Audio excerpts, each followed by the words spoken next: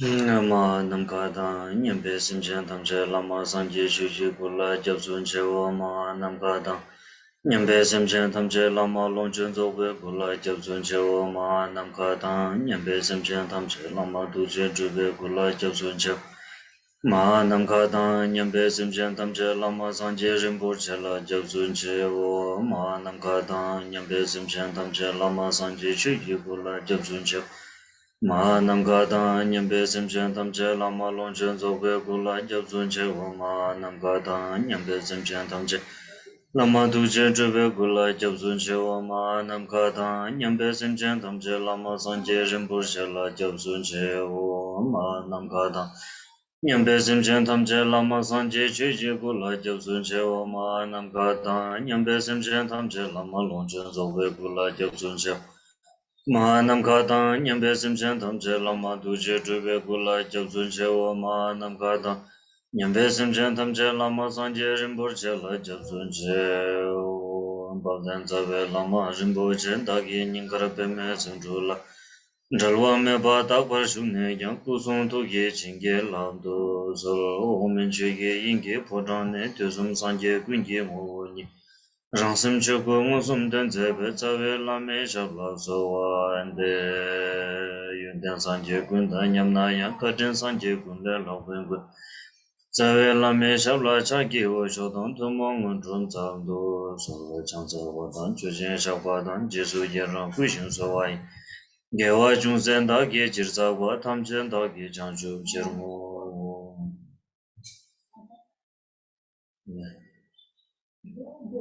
Okay, so very good evening once again to all of you.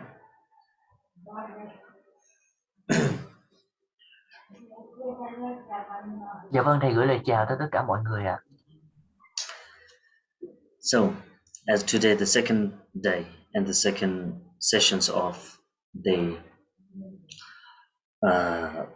Riwo Sangchod practice, a commentary, Riwo Sangchod commentary. So yesterday we reached until the Omahung recitations. Yeah? Omahung recitations. So now in the Riwo Sangchod practice, after the Omahung, yeah, reciting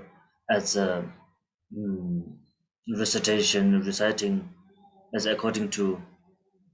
according to your satisfactions, yeah, like with the visualizations during the Omahum, and even the satisfaction means that you can feel from your heart that yes, now you have done enough visualizations and enough the offerings, yeah. So then now getting into the next part. So the next part is, in this part, it's a confession, aspirations, and also the dedications. Yeah. So according to the Riwo Sangchod, in this part, I told yesterday the three stage. The first is the preparation, and then second is the main part. Yeah, main activities, and third is the conclusion. So this one, the part comes in the conclusion of the Riwo Sangchod. Okay. So now kusum takwa ne gisha yesu choron jusum nangse sumpo nam du zishu wen jawe pa nakam korwa nyante sangme du zishu tongme du ne tata yenche du nangse jondo jirba yong lam salam jabo yonten tar chenche takum jebe parche kunsen me chung kusa tuki ka yensu jono bungur tense sembrasho korwa jasu chenpo tongpe dara ome pe mandrawa sangi sho pungam sese chaktan si chenpar karma chansam sese de tongpar tonyi yinche sese shoyen ka nangse koden dorje wenge shir Rundum Zosan Geki Sexi Bingungi Lencha Tamche Changyurji Tatan Gyula Minya Tolo Shama Unjibe Koloma Gyurji Soda Chansam Shigwan Zimba Yedonje Lapa Sanga Tamse Rizorda Masar Nyamba Tolo Sha Neden Chidam Mizan Ta Gyurji Nyamuzungi Kalpa Shik Gyurji Tamin Yusuf Omisu Mando Chuze Lama Denchen Parche Do Peyu Chami Shibe Tengen Do Salu Gyabu So Undu Bado Jiba Shamba Gyatan Chujundo Tashe Karne Chami Shibando Tamsin Gongbe Tudop Nubando Okay. the transmission.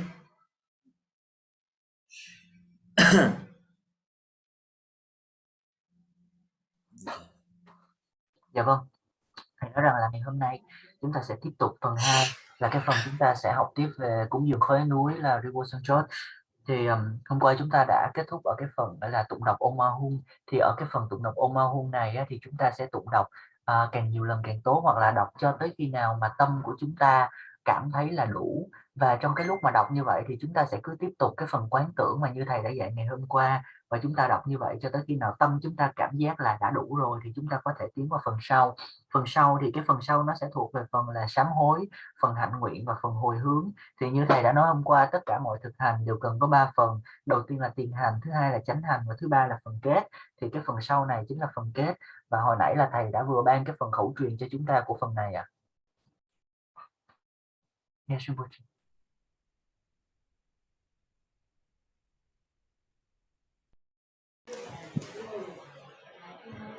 Nang kusum takwan ne ki shayesu shirong chusum nang sik sungpung nam duzi shuren jawe parnang ka kurwa nyangde sangme duzi chus. Within the immeasurable mentioned, the outer inanimate universe as the purity of the three kayas. So, after the offerings to the ones, to the deities of all around, so that the space actually that's filled up with the all Buddhas and the Bodhisattvas and the deities with the Dharmapalas. So therefore, the all after everything has been purified by the Sang offering. Yeah, as yesterday we talked about, the purifying the outer and the inner beings, outer realms and the inner sentient beings. Yeah. So after that, when after purifying it, all of in the samsara, yeah, around the six realms, all has been purified, then all has been transformed into the three kayas of the enlightened ones. Yeah. So the universal has been transformed into the three kayas. It's talking about that. So, che long tulusum hangsik sumpung nams. And Dharmaka Kaya. Yet the three Kaya means the Dharmaka Kaya, Sambhoga Kaya, and the Nirmana Kaya are the forms and aggregates of the world of the possible phenomena.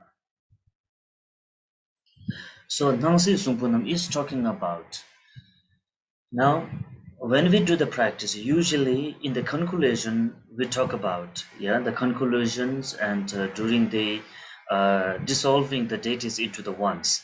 So then when usually after dissolving the deities into the one, then we rest our mind, ourselves, in the awareness state of mind. So during that moment, we talked about nangzha riksu, yeah, nangwa tamche nangtong layibu, dara tamche jwezhen hagita, tentong tamche rangshin ngosung zhaws. So in that three state, we usually kept ourselves in the rest. Means nangwa tamche nangtong layibus, because in the Vajrayana traditions, when we practice the meditations or even the great perfections, during that time, we never close our eyes. We never do meditation with the closing our eyes. We usually keep a little bit of open our eyes to see the phenomena and to understand the phenomena. Because to opening eyes during the meditation is why that we can see the phenomena, so that we can connect our mind, our nature with the pure natures of the phenomena. That phenomena has been very much connected with our very strong conceptuals. So that's why to get to understand that, we keep our eye open and looking at those things, the nature, looking at those natures. So after everything purified, then the whatever we can see from our eyes is none other than the one's own minds, or it's the not other than the nature of the awakened ones. Yeah, because the understanding, after the understanding, there won't be any what you call strong existed. Yeah. And even after when we transform all the phenomena that illusion into the emptiness space, so there is no any kind of boundaries to get attachment with the phenomena. So if there is no any attachment with the phenomena, and there is no any attachment with the illusions of the samsaric ones, so then everything whatever we can see from our eyes is the form of the Dharmakaya. Okay? And the Longchus of Bhikkhu, the Dharmakaya and the Sambhogakaya. Dada, Sambhogakaya is now we can feel it, we can see it from our eyes into these things. And now whatever the sounds comes in our ears, yeah, good sound, bad sound, crying or laughing or singing or whatever. But usually we get attached with those sound which comes from a very much strong attachment. With that kind of attachment that we usually have, means the sound which comes from the human beings and sounds that comes from some music, and we totally get our mind, we divert our mind into that. But if there is any sound from the nature, we really don't divert our mind into that. Yeah, if you notice it, if you notice sometimes when you just sit like that, if someone is talking behind, our mind directly divert to that one, the sound. Yeah, the sound of a male, female, or some singing or music. But if some birds are singing, or if the river following, the sound of the river follows, or the wind sound is very strongly there, our mind really don't divert into that things, because that the things which is connected with the nature. Yeah, with the nature ones.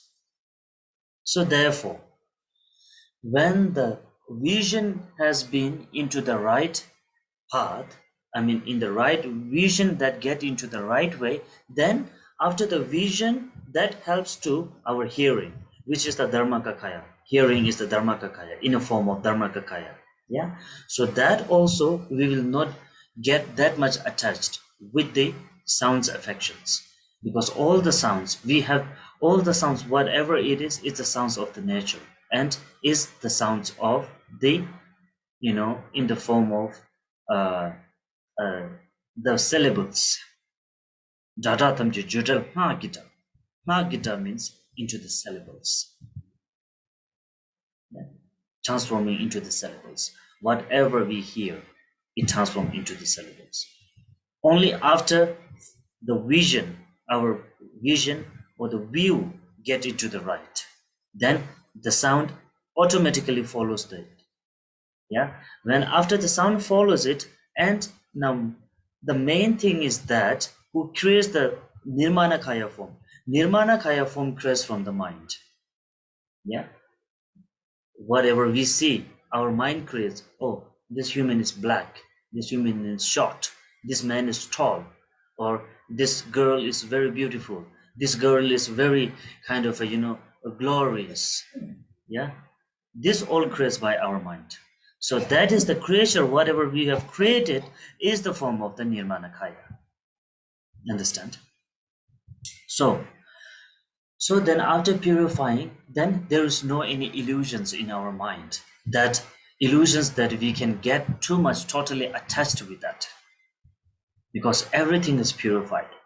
After purifying, whatever we see into the forms of the deity. We see all the phenomena into the form of the Dharmakaya.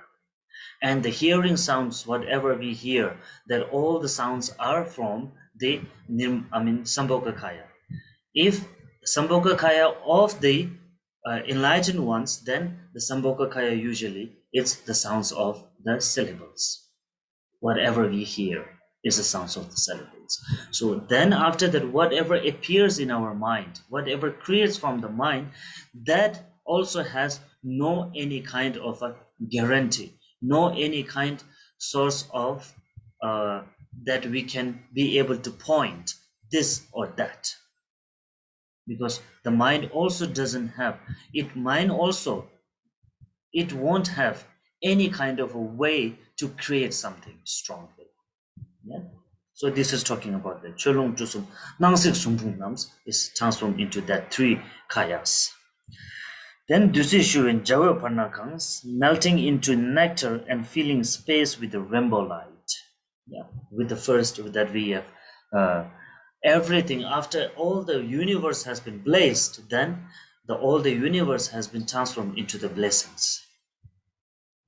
The wind, the air, the earth, the fire, the heat, and the water, everything. Because everything in this all 4 elements, the covered with the pure incense, pure smoke. Yeah. So therefore, this all has been purified. So all the water, all the rivers also has been transformed into the nectar. Yeah. And all the wind and all the space, all the sky has been filled with a rainbow, great pure rainbow. So this issue in Jawa Panangkang's field. And Korwanyang the Sangmin Dusijus. Samsara and also the Nirvana are the vital distillations of inhospitable nectars, as just I said. Yeah, everything has transformed into the nectar. Wherever you can see, whatever you can feel, there is always a blessings all over the 10 directions, even not in the samsara, even in the nirmanakaya.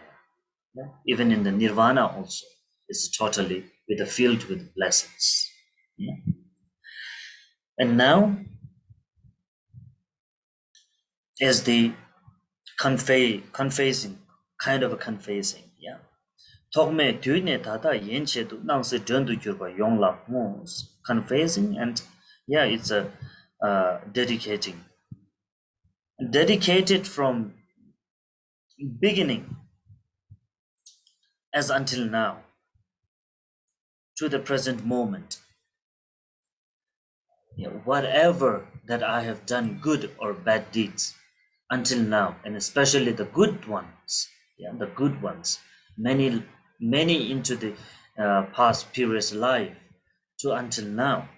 So therefore, I dedicate all this throughout the entire world of all possible phenomena who come as a guest, the offerings, whatever that my effort during this visualization or during this practice, I dedicate to all of into the to the 4 guests and even to all the beings of the samsara.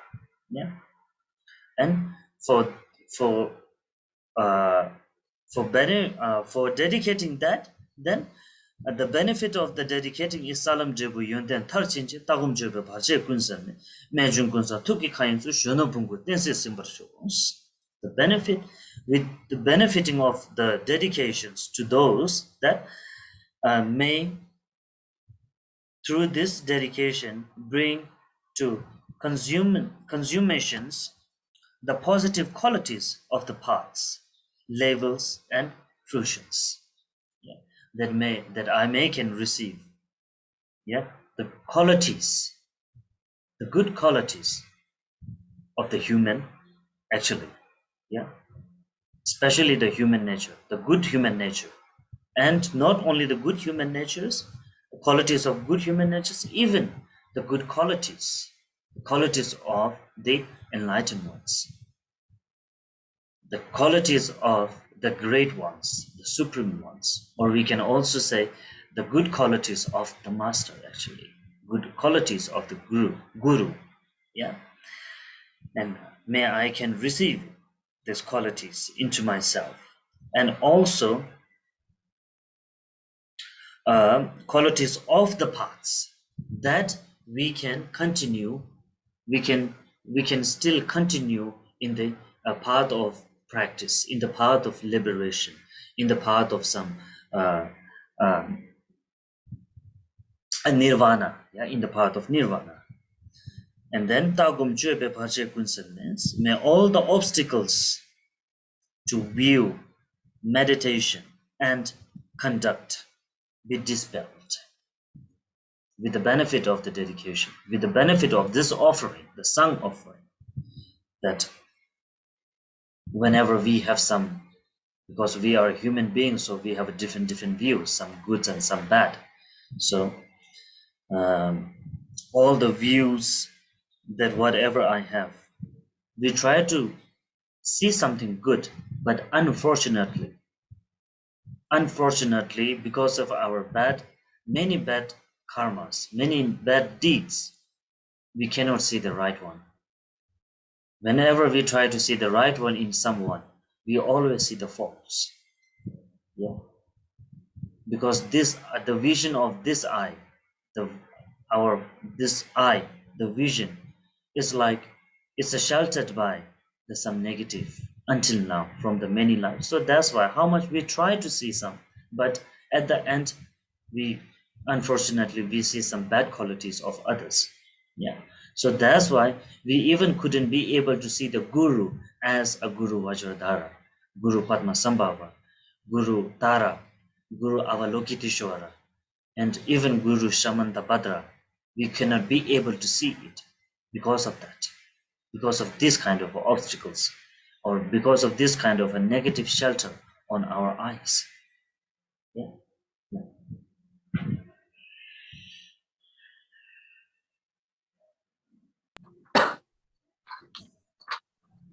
Dạ thưa là thầy nói thì giống như ở trong bản văn là đầu tiên hết là bản văn nói là trong bình chứa thanh tịnh, cung điện của tam thân, sắc và ổn của vạn pháp nơi diệu hữu. Thì trong này tức là sau khi mà chúng ta đã cúng dường những cái phẩm cúng lên thì như thầy đã giảng ngày hôm qua là tất cả mọi cái khói hương cúng phẩm này sẽ tràn ngập và tịnh hóa tất cả mọi hiện tướng bên ngoài và lẫn chúng sinh của bên trong. Và tất cả vũ trụ này sẽ chuyển hóa thành tam thân tức là bao gồm pháp thân, báo thân và ứng hóa thân. Thì khi mà nói rằng là tất cả những cái hiện tướng và tất cả những cái uẩn của thế giới này và tất cả mọi hiện tướng có thể đều hòa nhập vào và tan chảy ra thành nước cam lồ và bao phủ lấy hư không trong cầu vòng ngũ sắc.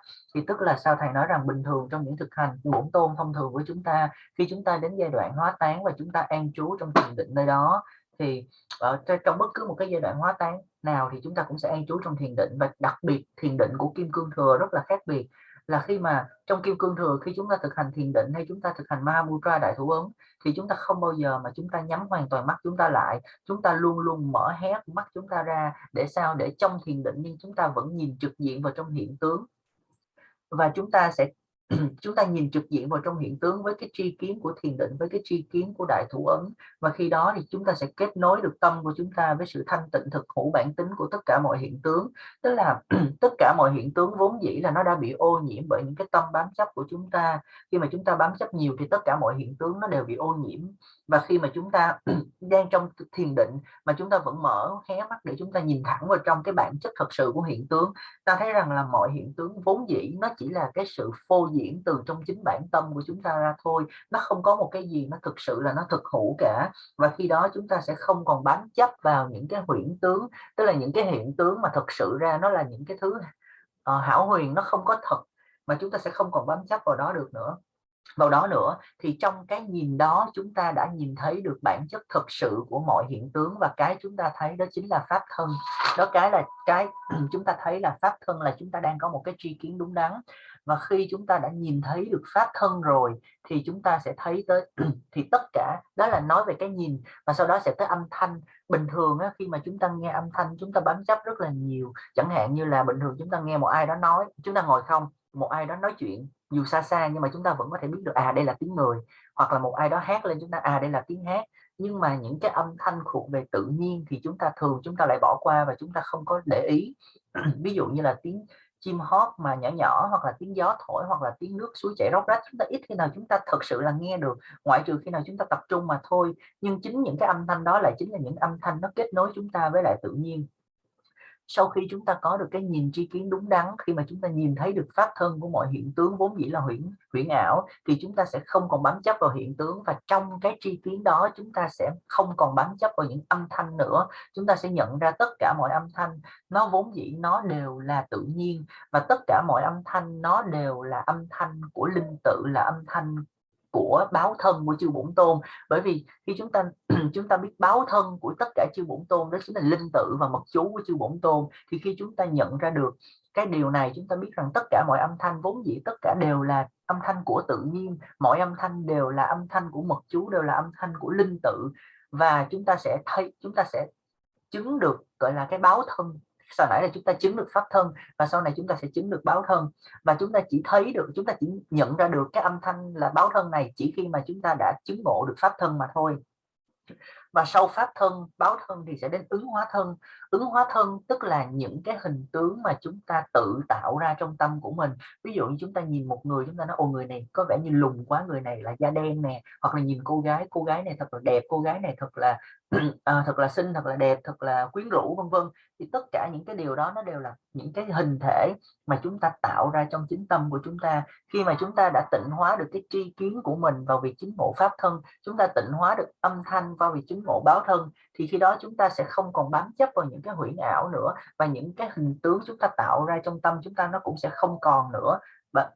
Hoặc là nếu như nó có còn đi nữa thì chúng ta cũng nhận ra rằng nó không thực sự là nó tự hiện hữu ở đó, mà nó hoàn toàn là nó huyễn ảo mà thôi, nó không có là cái gì nó cứng nhắc hay là nền tảng gì cả. Và khi đó chúng ta sẽ chứng được ứng hóa thân.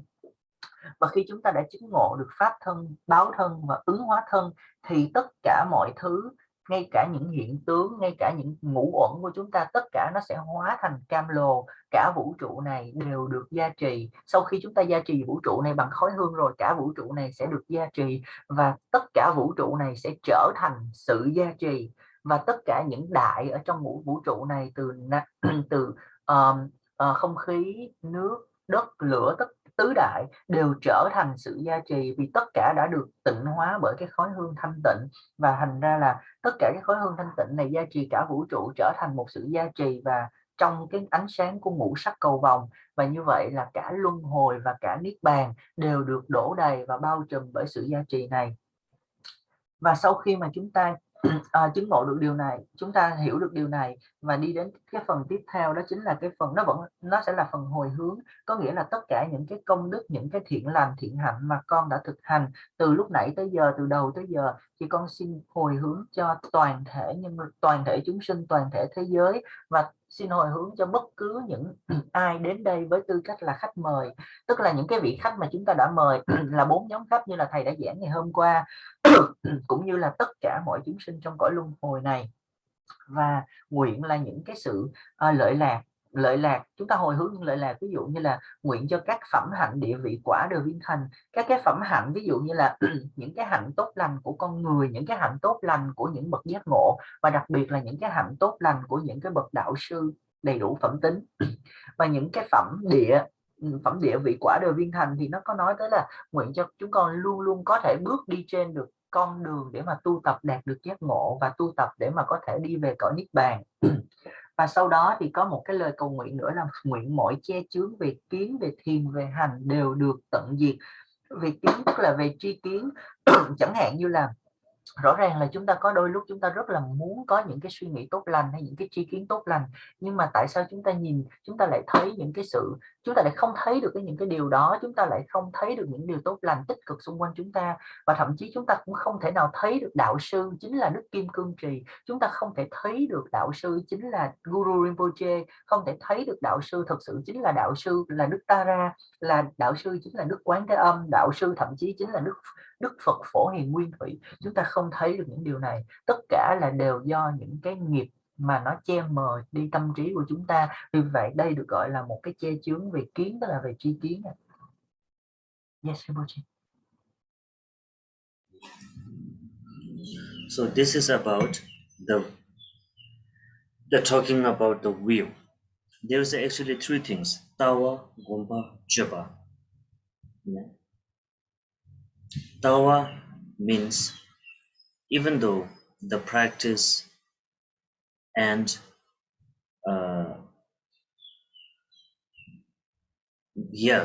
when we talk about the practice has to come within these three: Tawa, Gompa, Japa. Tawa, the view, and Gompa means meditation, and Chirpa It's the conduct, within these three.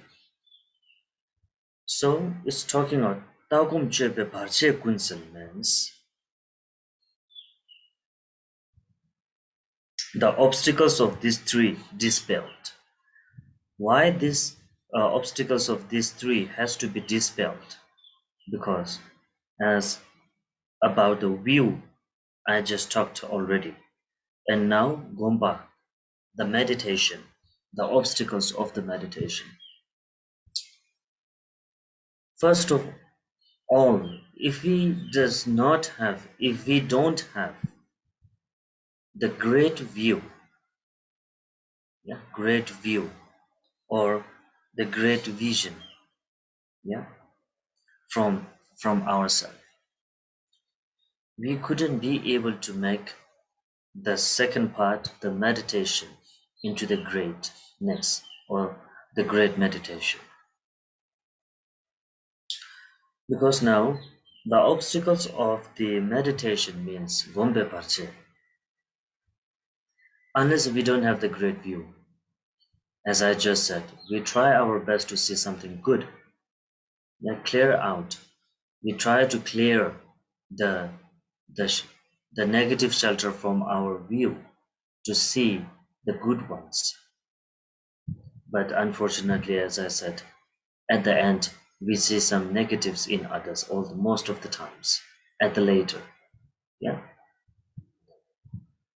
First, sometimes when we just meet with, even it happens with the students to the master also, without knowing the master that nice, that clearly, we just go through some masters and pay homage and everything. But unfortunately, the obstacles again arrive in our view. Then later, we see some, bad habit of the guru, or we see some bad behaviors of the guru, or then many other things, the negative views that we start seeing, even to the guru also. Because nowadays it's really happened very much in many countries, and not only in the countries, it happens many with the many peoples around, many devotees around nowadays. So from that, and if we don't have the great view, then whenever we do that meditations, even during the meditation, we try to do the meditation, something, we just sit in one side in one positions, and we do some concentrations or something like that. But even though that time we could not be able to concentrate, many unwanted thoughts arrives in our mind. And not only unwanted, some thoughts arrives which is very shameful thoughts also arrives, to be straightforward. Very shameful thoughts also arrive, which that we cannot be imagined. Even that kind of a thoughts also arrives in our mind, even during the meditations. So these are the obstacles of the meditations. We try to think some good things about other, some human beings, good things about him or good things about her, even good things about our friend circles, in our friend circles, or even our family members. We try to think our good to other. But later, when we think, still we are thinking good to other, but at the same time, some doubt just arrived. Some confusion just arrived. And that make us think more negative towards other. When somebody is giving their very best effort, in their society, in their group, they are giving themselves totally to the group, to the society. Because of not having the good view, we cannot see the good quality of that person. And after, when we could not see the good qualities of that person, then the mind creates the negative ones towards that person. Maybe he's not doing good without any reason. They don't have any kind of evidence on that also. Just it's from our mind. Maybe he's not doing good. Maybe he's doing something, something bad things behind. Maybe. Who knows? And that things goes wrong, rumors. Yeah?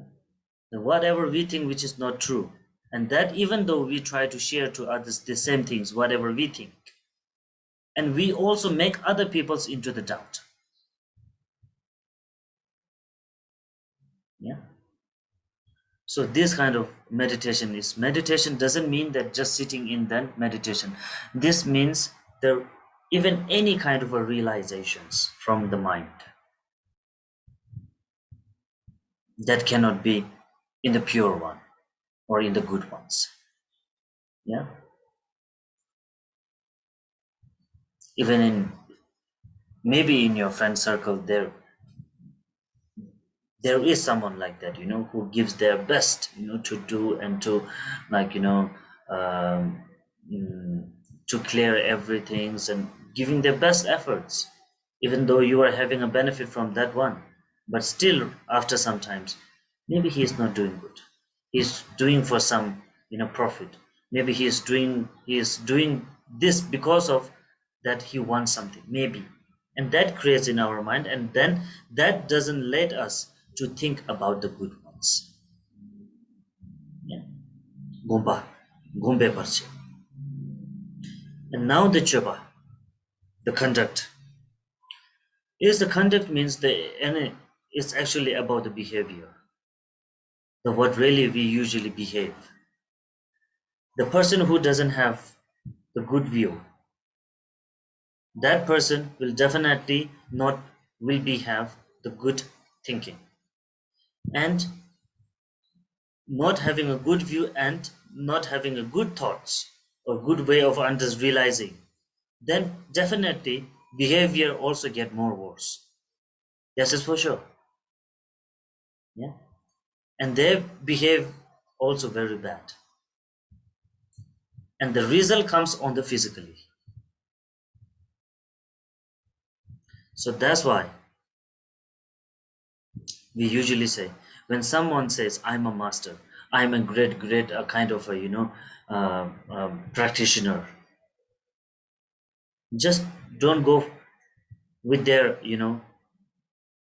talking. Yeah, just don't go after their vocal. First check.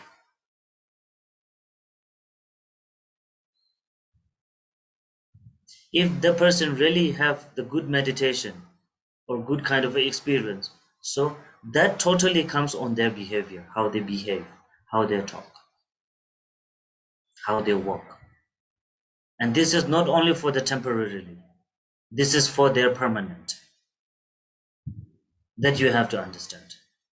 But some in this human realm, the human beings are like, as I just said yesterday, elephant also has a two teeth, once for showing and once for chewing inside. So in the human beings also it has like that. When they comes in the front of the public, they just act very pitiful, very simple, very pitiful, very humble, very gentle. But within themselves, there was something is happening. Something is happening inside that human beings doesn't know. We really don't know about that. But when we really, focus on it, then we will get to know that whether it's a temporarily or permanently. Who has a really experience of the great practice, experience of great practice, that person is a totally, totally different from this, different from that person. Definitely, you can see there is a difference. So from that you will get to know that whether that person really has, even the master, even it's a master, or even it's a monk, or even it's a lay people, or whoever it is, the holiness or eminence or whoever, Yeah. We will just get to know by this. And it depends on these three. And main thing also that the result comes on the third one, the conduct, the behavior. To have a good behavior, into their daily life, unchangeable, first that person has to have the great view, the good view.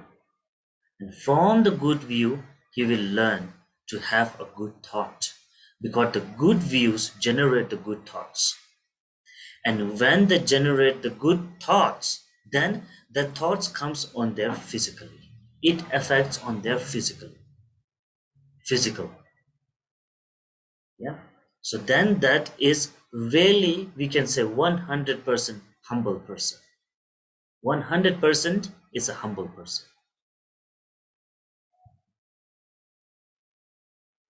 From the good view comes good thought. And from the good thought, it affects on the physical. So those who have this one, so that is the unchangeable 100%, a human being. We can say a quality of the human also, being human, that we usually say. So we have to try our best to become like this, not like the elephant, like showing something in front and hidden something inside to chew. Okay, that we have to try our best through the practice, and we have to research on these things. Really, whatever that I'm talking about is not something that I have made something, because this is the comes from the the treasure from the Guru Rinpoche. It just comes from the awakened ones, the enlightened beings.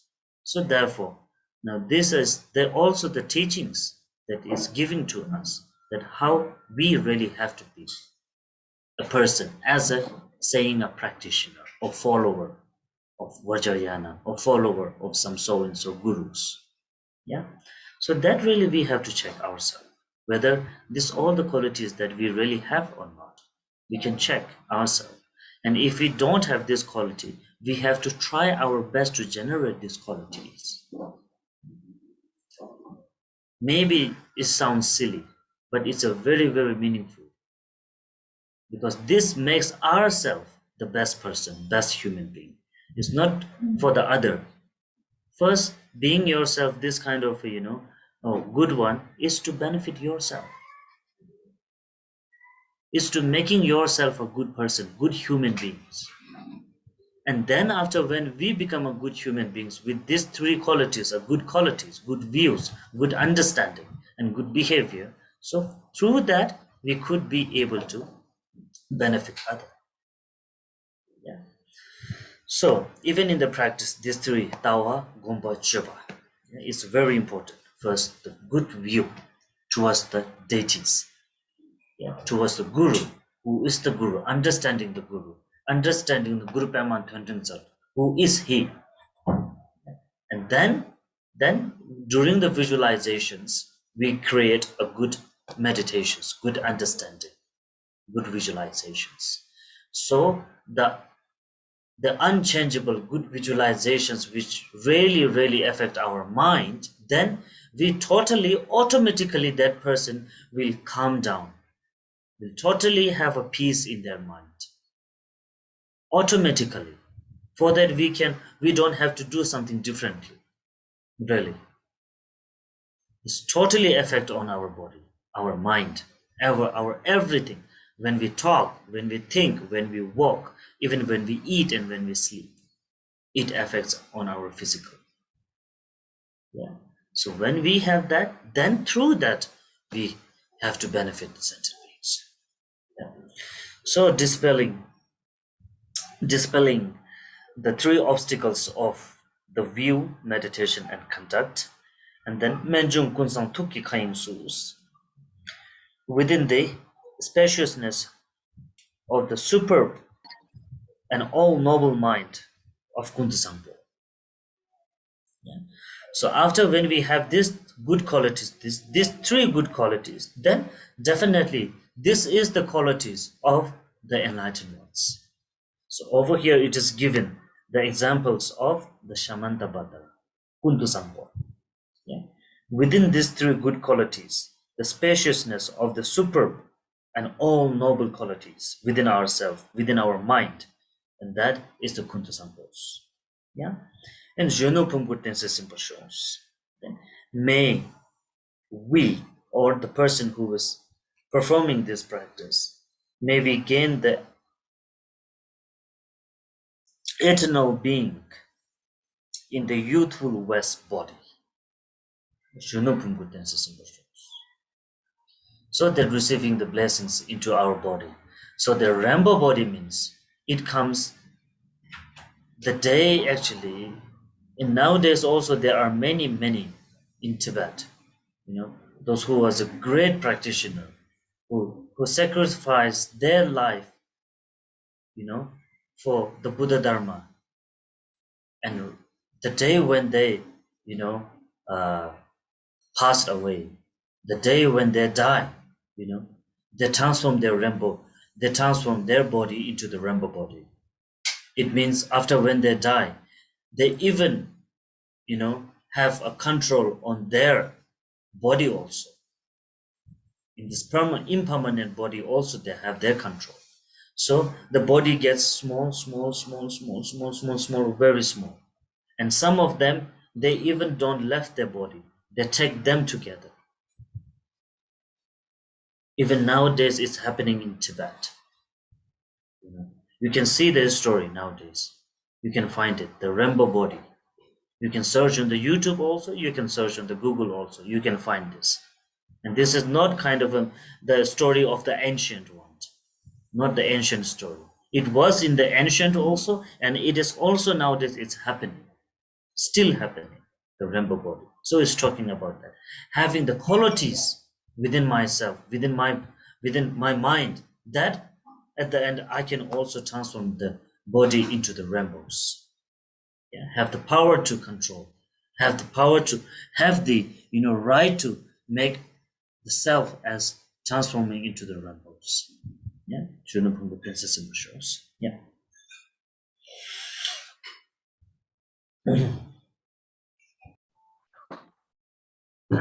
Dạ thưa là thầy nói là trong như là nãy thầy có giảng là tri kiến là nguyện tiêu tan hết mọi cái che chướng về kiến thiền hành. Vì kiến có thể là hoặc là chúng ta có thể hiểu nôm na là giống như là văn tư tu vậy đó, thì tất cả cái điều mà kiến thiền hành này thì nó đều phải có trong mọi thực hành của chúng ta. Thì đầu tiên hết á, là cái vị kiến là tức là về cái tri kiến của chúng ta, thì như thầy nói hồi nãy á, là đôi khi chúng ta vì cái nghiệp quả của chúng ta, vì những cái che chướng của chúng ta mà chúng ta không thể nào thấy được những cái điều tốt lành. Ví dụ như cái điều này nó xảy ra rất là nhiều, thậm chí là đối với đạo sư và đệ tử. Có những cái người đệ tử họ đến với lại đạo sư và họ đảnh lễ rồi họ chiêm bái, họ làm đủ mọi kiểu hết, nhưng mà một cái lúc nào đó thì trong cái cùng lúc đó thì họ lại bắt đầu họ thấy vị thầy này như thế này là không tốt, vị thầy này có cái hành động này là không hay, có cái thói quen như thế này là không tốt. Bắt đầu là những cái điều như vậy nó lại khởi sinh ra, mà cái điều này nó xảy ra rất là nhiều, không và ở rất là nhiều những quốc gia khác nhau, và thậm chí là xung quanh chúng ta có thể thấy những cái tình trạng này xảy ra rất là nhiều luôn. Và nếu như mà chúng ta không có cái tri kiến đúng đắn, tức là nó đi theo thứ tự là kiến, thiền và hành, đó là tri kiến, suy nghĩ và hành động. Nếu như chúng ta không có được cái tri kiến đúng đắn thì dù chúng ta có ráng chúng ta ngồi thiền đi nữa, chúng ta ngồi xuống rồi chúng ta giả vờ như chúng ta đang tập trung, thì nhưng mà dù làm gì đi nữa chúng ta cũng không thể nào chúng ta nhập định được. Bởi vì khi mà cái tri kiến nó đã không đúng đắn rồi, cái hiểu nó đã không đúng đắn rồi, thì khi mà ngồi xuống thiền nó là rất là nhiều hàng sa số những cái niệm nó khởi sinh, từ những cái niệm thông thường cho đến những cái niệm mà có thể nói thẳng ra là nó rất là đáng xấu hổ. Đó là những cái niệm mà chúng ta không thể nghĩ được, ôi làm sao mình có thể nghĩ đến cái mức độ mà đáng xấu hổ như vậy. Thì đó chính là những cái che chướng về thiền, là cái che chướng thứ hai. Nhưng mà thầy nhắc đi nhắc lại rằng là cái điều quan trọng nhất tức là luôn luôn phải có được, tức là phải có được cái tri kiến đúng đắn, là cái đầu tiên thì mới có thể có được cái thiền đúng đắn và mới dẫn tới được cái hành đúng đắn. Và thầy nói thêm về cái che chướng về cái đầu tiên, đó là cái tri kiến sai á, là đôi khi chúng ta cố gắng nghĩ tốt, nhưng mà đồng thời chúng ta lại khởi sinh ra những cái nghi ngại và chúng ta lại gây ra nhiều cái điều tiêu cực hơn.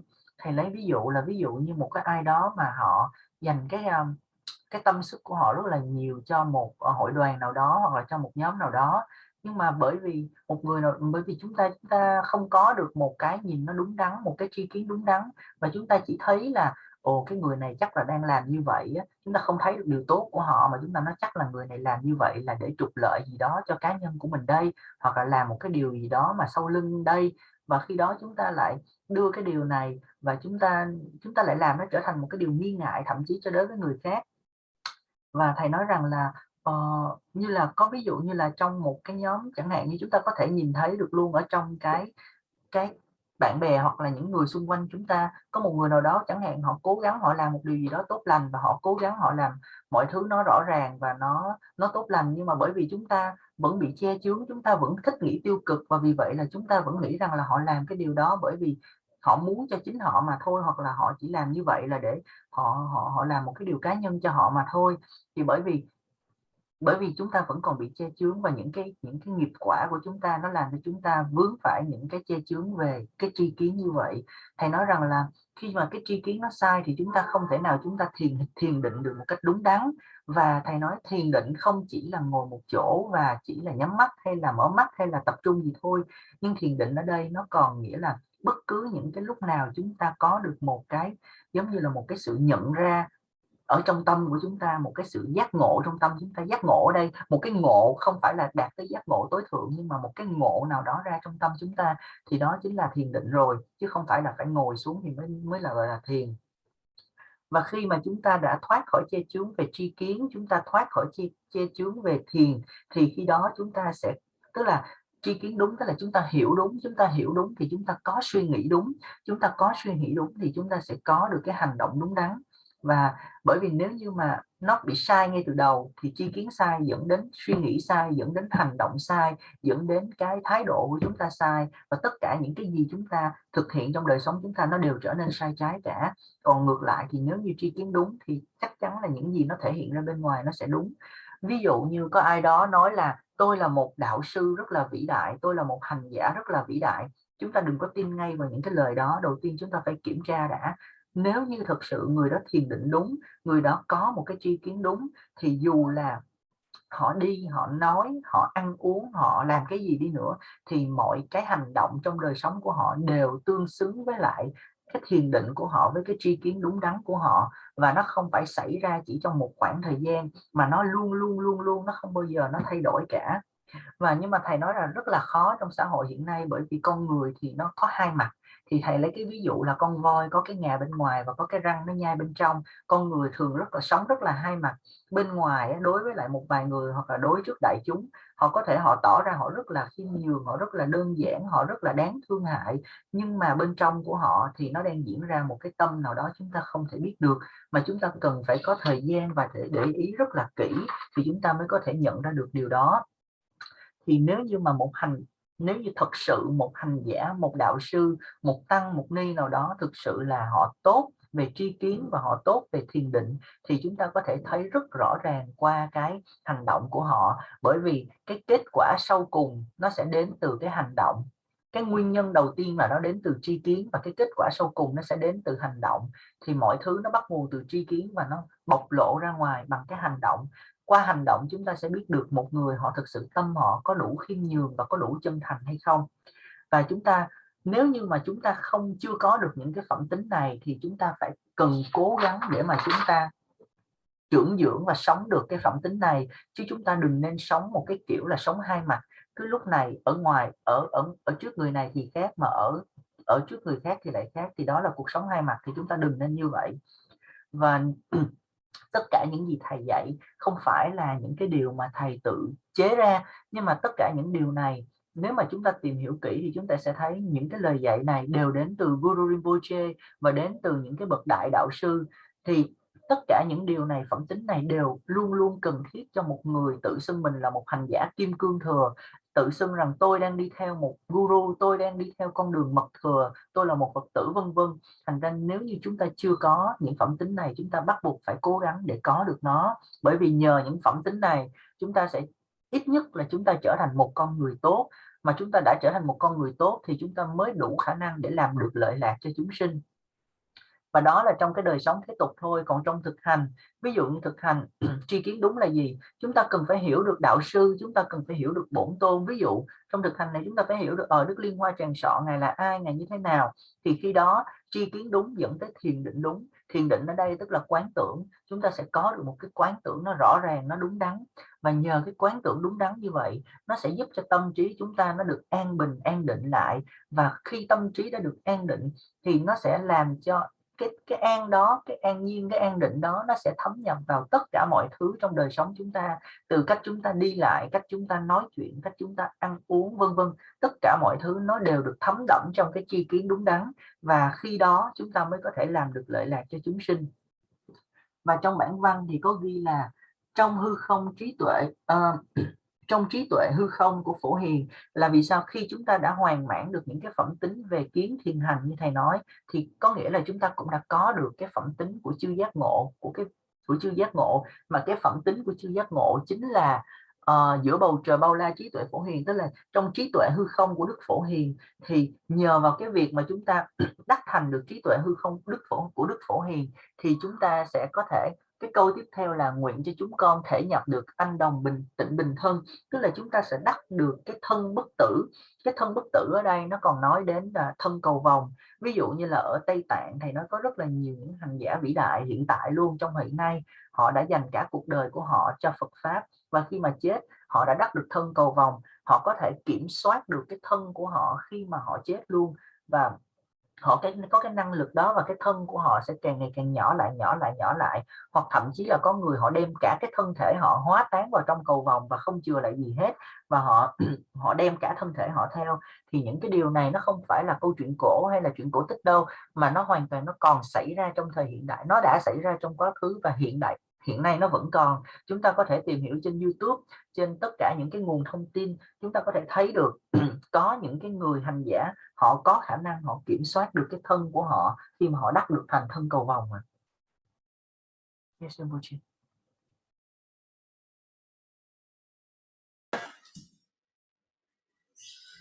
Okay, so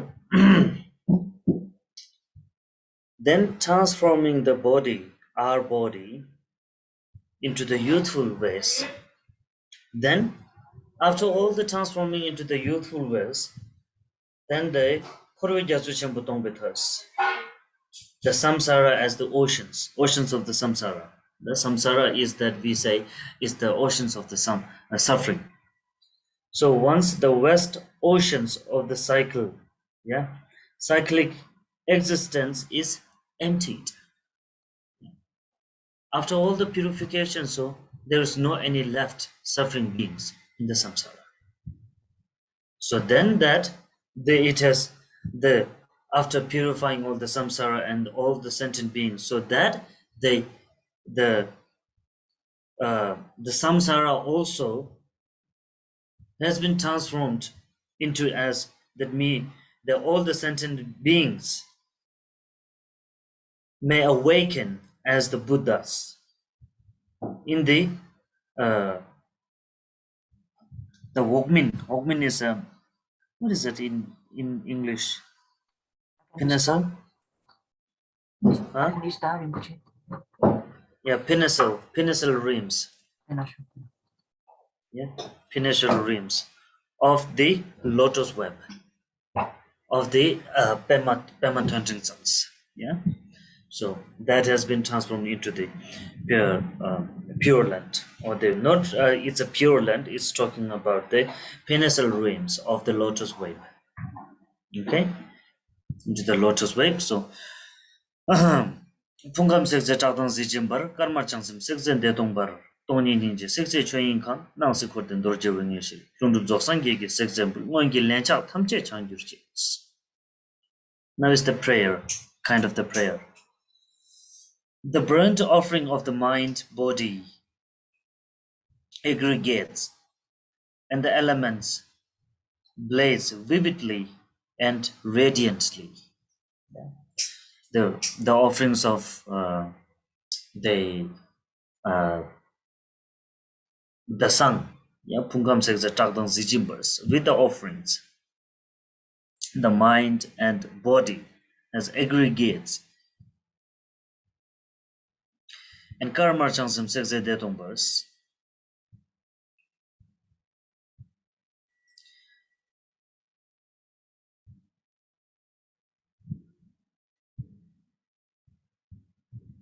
And then the union of the bliss, union of the bliss through the offerings, the burnt of offerings of the white and the red bodhicitta. White and the red bodhicittas, blaze as the union of bliss and the emptiness. Now, what is the white and the red bodhicitta? It is the talking about the white and the red bodhicitta means from the union, it's talking about the union. From the method, the symbolize, is as the white, and from the wisdom, it comes the red. So these two is talking about the white and the red bodhicitta actually. Okay, so just as my background, the picture is of the Guru Pema Thöntingsal. Guru Pema Thöntingsal is in the Yabum, Yabum form. So that's what he's talking about. The white, which is the bodhicitta, which related to the yab, which is the method, and the red is that related to the yum, which is the wisdom one. So that the white and the red bodhicitta blaze as the union of bliss, and it is mainly it's into the emptiness. The bliss that cannot be imagined. It is an immeasurable bliss. So they don't bars. And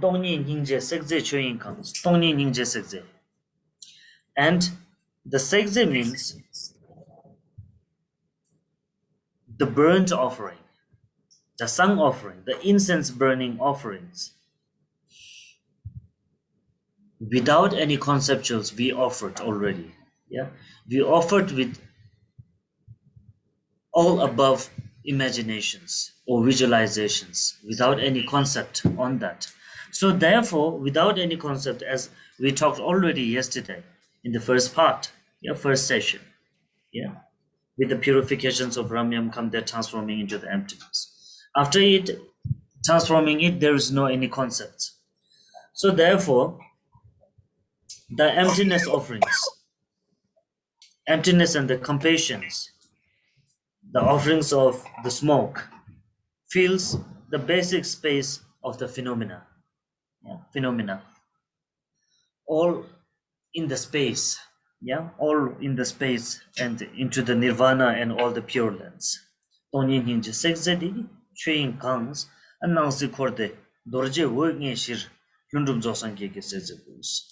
Within the ground of the world of all the possible phenomena, samsaras and nirvana as the 5 Vajra radiance, which is the unchangeable, unconditional and unchangeable. The pure land, when we talk about the pure land and the nirvana, there is no any change. There is no any change because of there is no any existent. There is no any exist. That's why they never change.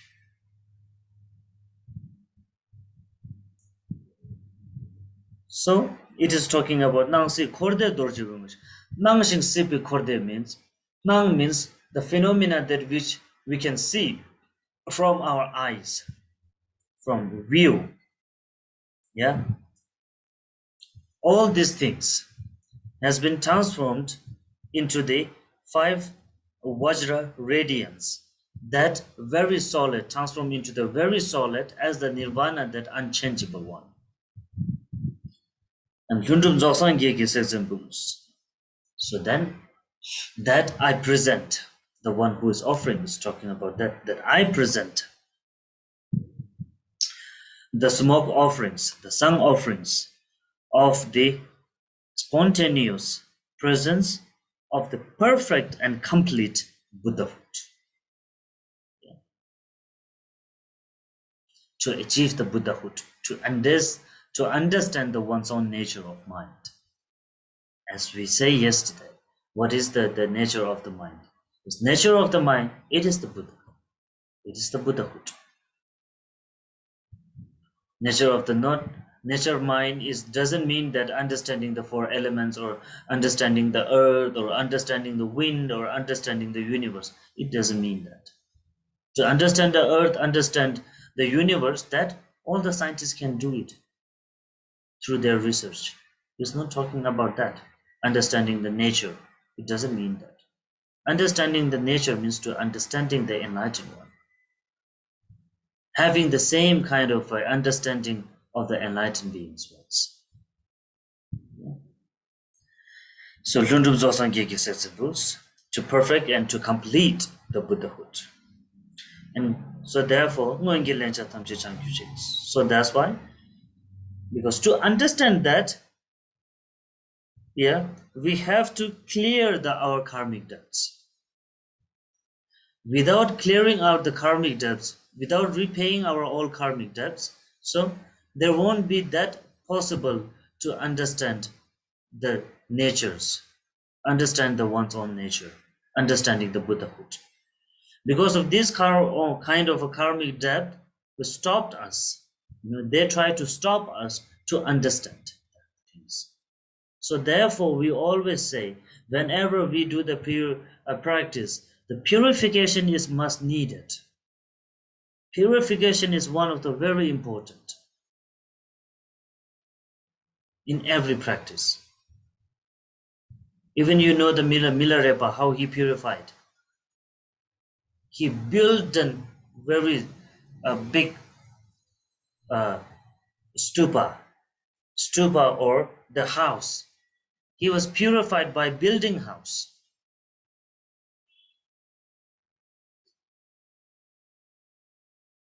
Not only one house, 9 storage house. Not only for the one times, many times. He just built, and then his master said, no, you are wrong. Now you have to, break all these things down and put the stone as the place that from where you picked. All the stones you put back at the same place. He did it. He does all these things. And after that, again, the master says, oh, no, I was so sorry. I was mistake. Now bring the stones back again and build in that kind of, that place. Then he again do it. He purified in this way. Not like us, just sitting in a very beautiful house and just sitting on a very soft, kind of a mat, and then just sitting for 1 and 2 hours and reciting something and just said, oh, now I'm purified.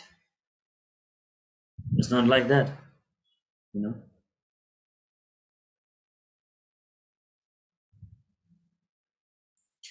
It takes a many great effort.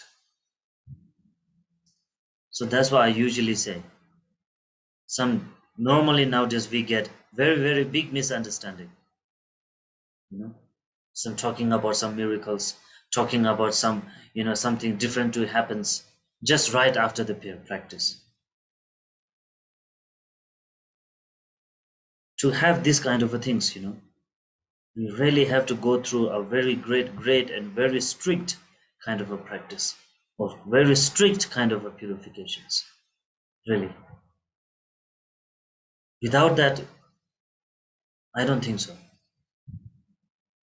And even, to be honest, I'm telling you, I'm also not a totally purified one too. Even people say that I'm a reincarnation of immanence or something like that from the 17th century. Yeah. People believes me as this, even though I'm saying I'm not totally 100% purified too. Yeah. Even I don't have a guts to say that I'm a totally purified one. No, I'm not. To be honest, I'm not. Even for that also, I also have to do more and more practice and more purifications. Even though. So that's why. And for that, we have to repay the karmic debt. It's one of the most important and one of the biggest obstacles in our life also, in our daily life also, and even definitely, obviously, on the path of the practice. It's one of the very big obstacles, which is the karmic debt, which is totally invisible, but very strong and very powerful one. That's why having too much of karmic debt, we don't get success. Some works that it was going to be finished, but suddenly just stopped. Or we lose many millions. It's just because of why? Because of the karmic debt. That's why it is very important to purify that one. So, just let all the prior karmic debts be cleared.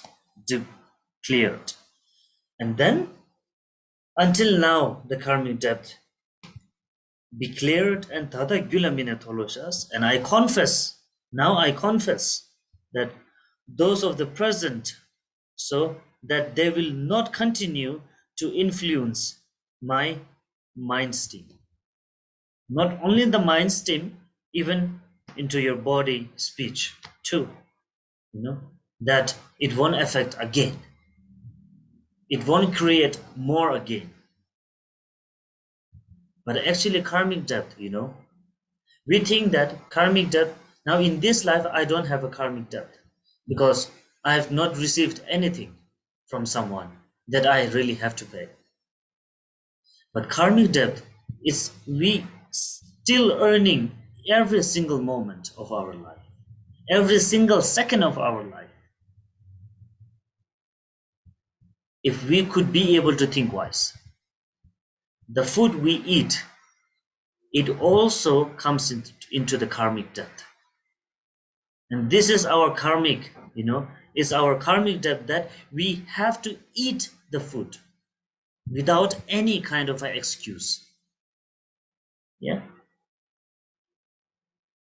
Think about it. You can also have a very good wisdom to think about it. Even we are talking to each other, even we are facing the problems, even into the happy moments also. We go to the picnic, we go to some what to say, to share our free happy moments with someone. This is also the karmic debt. The later, however, sooner or later, we have to pay them back.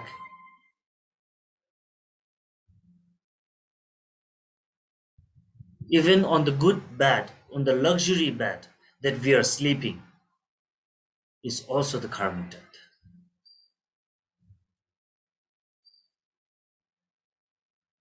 So that's why actually the ancient time during the Buddha, why they prefer to sleep on the floor, why they prefer to beg, they go to begging the food, they're begging the meal.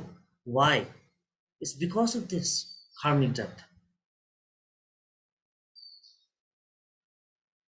As much as they use the low one, there will be a low kind of a little bit less karmic debt to pay. Even for us also, I can say very clearly, as we say, we are Rinpoche, we are reincarnation one, we are eminence, and we are sitting on the high thrones, and everyone is like offering something to us, and some, the devotees, they're offering to us.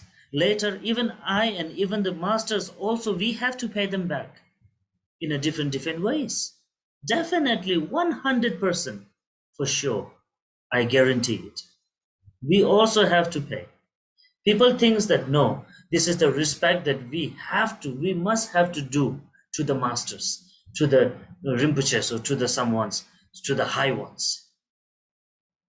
Human thinks that, and yes, it is sort of true that, because of their lineage comes from the 17th century, which is not created by some human beings, and even, there is no any single permission for someone to interfere in that lineage also.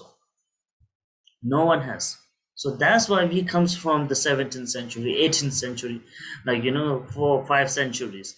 That's why we respect for that one, actually, human beings. That's why they offer something. They bow down in front of them and they receive blessings. It's because of that. But even though for now they are doing it, they're receiving blessings from us, they're offering to us, but later we also have to pay the same way the karmic debt, because the day we born into this samsara, however, whoever it is, high quality, high level or low level or middle class, doesn't matter. The karmic debt has equal to everyone. Only the things is that in which way we can pay the karmic debt. This is the main thing we have to understand. This is the main thing. We feel that, oh, I'm a big, that's why I'm a very high level one. That's why they have to respect me. If somebody feels like that, it's a totally wrong. They're creating their karmic debt. Even I can say this directly to the masters and to the to the high levels of anyone. I can say it. This is a karmic debt. And in one way, as I said, it's a respect. Definitely, it's a respecting to the lineage, respecting to their labels. Yeah. But even though it's a karmic debt, they have to pay. We have to pay, and I have to pay that too. So this is the main important thing in our life. It's a karmic debt, which comes in every different types. From the food we are eating, from the car we are driving, from the way we are talking to someone. Even you are drinking a tea, even you are drinking a glass of water, it is also calculated in the karmic debt. If you don't believe it, there is a many books about the karmic debt, about the karmic. It's talked about the karmic from the great masters. You can read it in that, so you will definitely understand. Yeah. So then so then I confess that it won't affect again, into my path. It won't affect to my path, so that I can be continuously, to practice into the path. And then even in the future also, may the cycle of contaminations not continue into the future too. Yeah, confessing it. But for that, not to continue in the future, that it depends on us, how we do practice, how we do dedication, and how we do the practice of purification. It depends on this. Yeah, just for today we offer the sun, and then from tomorrow we will not have a karmic connection. If we think that, it's wrong. Yeah, for tomorrow we have to do continuously, day by day, because the Guru Rinpoche said it very clearly. Yeah, Nyama Kanche tate lulate chima karandro tate lelate. Guru Rinpoche said it. From the which part of the place that you have come from, from the previous life, just look at into the present situation, how you are. You are beautiful, you are ugly, or however you are. You are rich or you are poor. The conditions of yourself. Look at into this. You will get to know that how you have been into your past. Because result in this life, you will see. And for future, in the upcoming future, where you want to go, in which place you want to go, yeah, concentrate on your present activities, present behaviors, present way of thinking towards beings, towards others. It depends on this. Your future depends on your present actions, and your previous, the result is the present ones. So it's like that. Guru Rinpoche said that, not someone. Guru Rinpoche said this very clearly, and it's very true. So therefore, not having a karmic depth in the future, so that you have to go through your daily practice, daily life practice, a short purification, that the karmic depth won't increase more. Yeah. So he's talking about Mount Dipekolo Majurches. Yeah, okay. Let's translate it.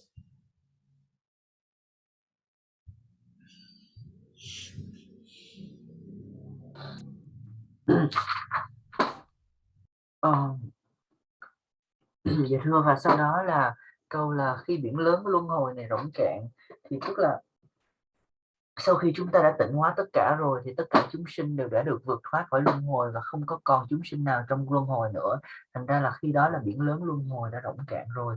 Thì chúng ta nguyện rằng khi biển lớn luân hồi rỗng cạn, nguyện cho tất cả mọi chúng sinh sẽ được đắc quả vị Phật quả, và sẽ được tái sinh vào cõi được gọi là cõi liên hoa võng, tức là cõi đó là Pemaroa, tức là cõi liên hoa võng, tức là cõi giới tịnh độ của Đức Liên Hoa Tràng Sọ Pematotentan. Và sau khi mà chúng ta hồi hướng như vậy thì sau đó là cái phần cầu nguyện hoặc là phần thỉnh nguyện. Thì cái phần này là nguyện rằng những cái cúng phẩm từ thân khẩu và từ những cái ngũ uẩn của chúng ta là bởi vì khi chúng ta cúng dường như hồi nãy chúng ta đã gia trì cho cúng phẩm, thì cúng phẩm này là cúng phẩm thân, cúng phẩm thân, ý và uẩn. Dạ vâng, thân, ý và uẩn. Cũng như là ở trong bản văn còn nói là cúng phẩm của giọt bồ đề tâm trắng và đỏ. Giọt bồ đề tâm trắng và đỏ sẽ cúng phẩm giọt bồ đề tâm trắng và đỏ bừng cháy lên như là sự hợp nhất của Đại Lạc và tánh không. Thì giọt bồ đề tâm trắng và đỏ là gì? Giọt bồ đề tâm trắng đại diện cho phương tiện và giọt bồ đề tâm đỏ đại diện cho trí tuệ. Và khi mà giọt bồ đề tâm trắng và đỏ này hợp nhất, đó chính là cái sự hợp nhất của bổn tôn giáp dung. Ví dụ như là cái hình nền của thầy chính là đạo sư Liên Hoa Tràng Sọ, trong hình tướng là giáp dung. Thì giáp ở đây đạo sư bổn tôn nam hay là giáp tức là giọt bồ đề tâm trắng và đại diện cho phương tiện. Còn dung ở đây tức là bổn tôn nữ, chính là giọt bồ đề tâm đỏ là trí tuệ, là đại diện cho trí tuệ. Thì khi mà giọt bồ đề tâm trắng và đỏ hợp nhất với nhau thì nó sẽ tạo thành đại lạc siêu vượt và bất khả tư nghì, và sẽ hợp nhất với lại không tánh. Và câu tiếp theo thì có là ở câu tiếp theo là nói về những cái cúng phẩm của chúng ta, tức là những cái cúng phẩm của chúng ta như thầy nói hôm qua, khi mà chúng ta đã gia trì với tất cả những cái mantra, với tất cả những cái thủ ấn thì chúng ta thì những cúng phẩm này nó trở nên là nó không có còn vướng vào những cái bám chấp niệm tưởng nữa. Và vì nó không còn là bám chấp niệm tưởng nữa nên tất cả những cái phẩm cúng chúng ta đốt lên thì nó đều chính là những cúng phẩm của không tánh và từ bi. Và cái cúng phẩm của không tánh và từ bi này nó sẽ bao trùm tất cả những cái cõi giới, tất cả những cái bầu hư không của tất cả mọi hiện tướng.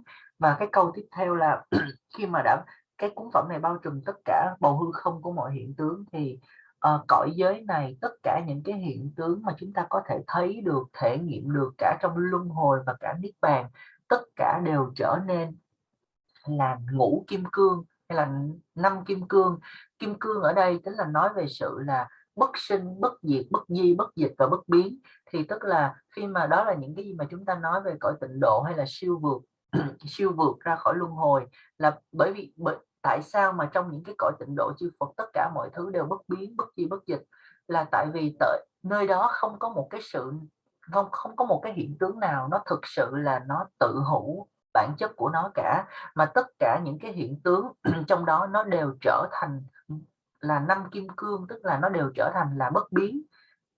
Là bởi vì tất cả đã được bao trùm ở trong cái cúng phẩm mà chúng ta không còn bám chấp vào niệm tưởng, và đó chính là sự hợp nhất giữa không tánh và từ bi mà thầy vừa nói.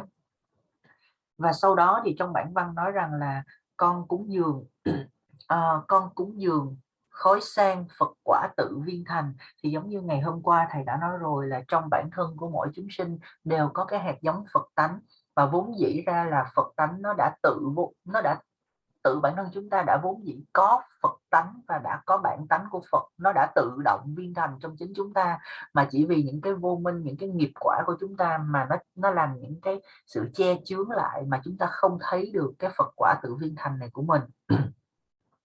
Và khi mà chúng ta về Mà chỉ khi nào chúng ta hiểu được bản chất của tất cả mọi cái sự vật hiện tượng, cái bản chất hiện hữu của tất cả mọi cái hiện tướng, thì chúng ta mới có thể thấy được Phật quả tự viên thành.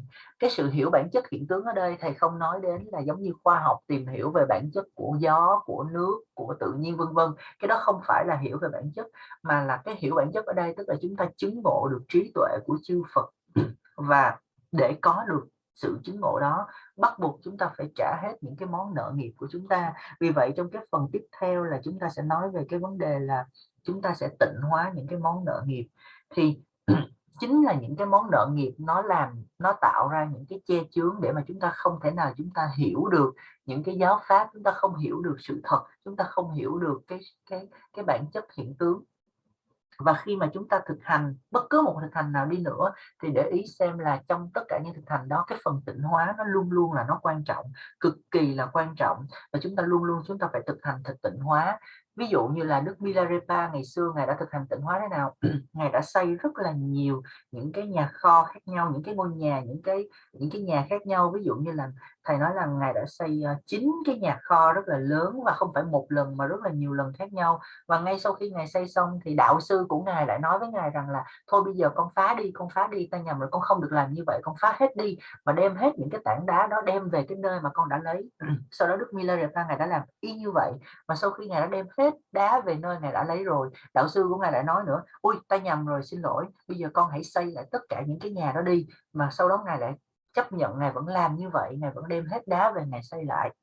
Và ngài đã tịnh hóa như vậy, ngài đã cố gắng rất là nhiều để tịnh hóa như vậy, chứ không như bây giờ chúng ta ngồi trong ngôi nhà rất là đẹp, rất là thoải mái, ngồi trên cái nệm êm rất là thoải mái, ngồi đó tụng 1-2 tiếng cái câu mantra để tịnh hóa và nghĩ rằng mình đã tịnh hóa được rồi. Như vậy không có đúng một tí nào cả, nó không có dễ dàng như vậy. Chúng ta nghĩ mọi thứ nó dễ dàng, như hiện nay thầy nói rằng có rất là nhiều những người họ có cái tâm tưởng rằng ôi tôi chỉ cần thực hành 1-2 lần là tôi đã bắt đầu tôi phải có thành tựu, tôi phải thấy được thần thông, tôi phải thấy được phép lạ rơi từ trời rơi xuống. Cái điều đó hoàn toàn là sai, tại vì họ đâu có tịnh hóa đủ đâu để đạt được đến cái trình độ mà chỉ cần một vài cái lần thực hành mà có thể có được những cái thành tựu. Thì những cái vị đó đã phải trải qua những cái tịnh hóa rất là nghiêm ngặt, và những cái tịnh hóa này rất là nghiêm ngặt, cực kỳ nghiêm ngặt mới có thể đạt đến được cái địa gọi là cái quả vị mà có thể sau một vài cái thực hành là có thể thành tựu được. Chúng ta chưa được như vậy đâu. Thậm chí thầy cũng nói thẳng thắn luôn là bản thân thầy cũng chưa tịnh hóa hết được những cái thầy vẫn chưa tịnh hóa được hết được chính bản thân mình, dù rằng thầy được công nhận là một tái sinh thứ 13 của một cái vị đạo sư rất là vĩ đại ở trong quá khứ và đã tái sinh 13 lần, nhưng mà thầy còn không dám tự nhận là mình đã tịnh hóa được tất cả những cái nghiệp của mình. Và vì vậy thầy luôn luôn thầy cố gắng thầy thực hành những cái pháp tịnh hóa rất là nhiều để tự tịnh hóa chính bản thân mình. Mà thầy đã còn như vậy thì chúng ta phải như thế nào? Chúng ta còn phải cố gắng để trả nợ nghiệp rất là nhiều, cả trong đời sống hàng ngày và lẫn trong đời sống tâm linh của chúng ta. Nếu nếu như mà chúng ta còn những món nợ nghiệp thì cứ để ý xem, chúng ta không thể nào mà thành công được trong cuộc sống này. Khi mà chúng ta đang làm điều gì đó có vẻ như nó đang diễn ra tốt đẹp, nhưng vì cái nợ nghiệp mà tự nhiên cuối cùng ra kết quả nó lại cứ lưng lửng và nó không thể nào nó hoàn thành được, bởi vì chúng ta vẫn còn nợ nghiệp. Và vì vậy trong bản văn nói rằng là khi mà con đã tịnh hóa được những cái nợ nghiệp này thì con mong rằng trong tương lai con sẽ không tạo ra những cái sự nợ nghiệp tiếp nữa.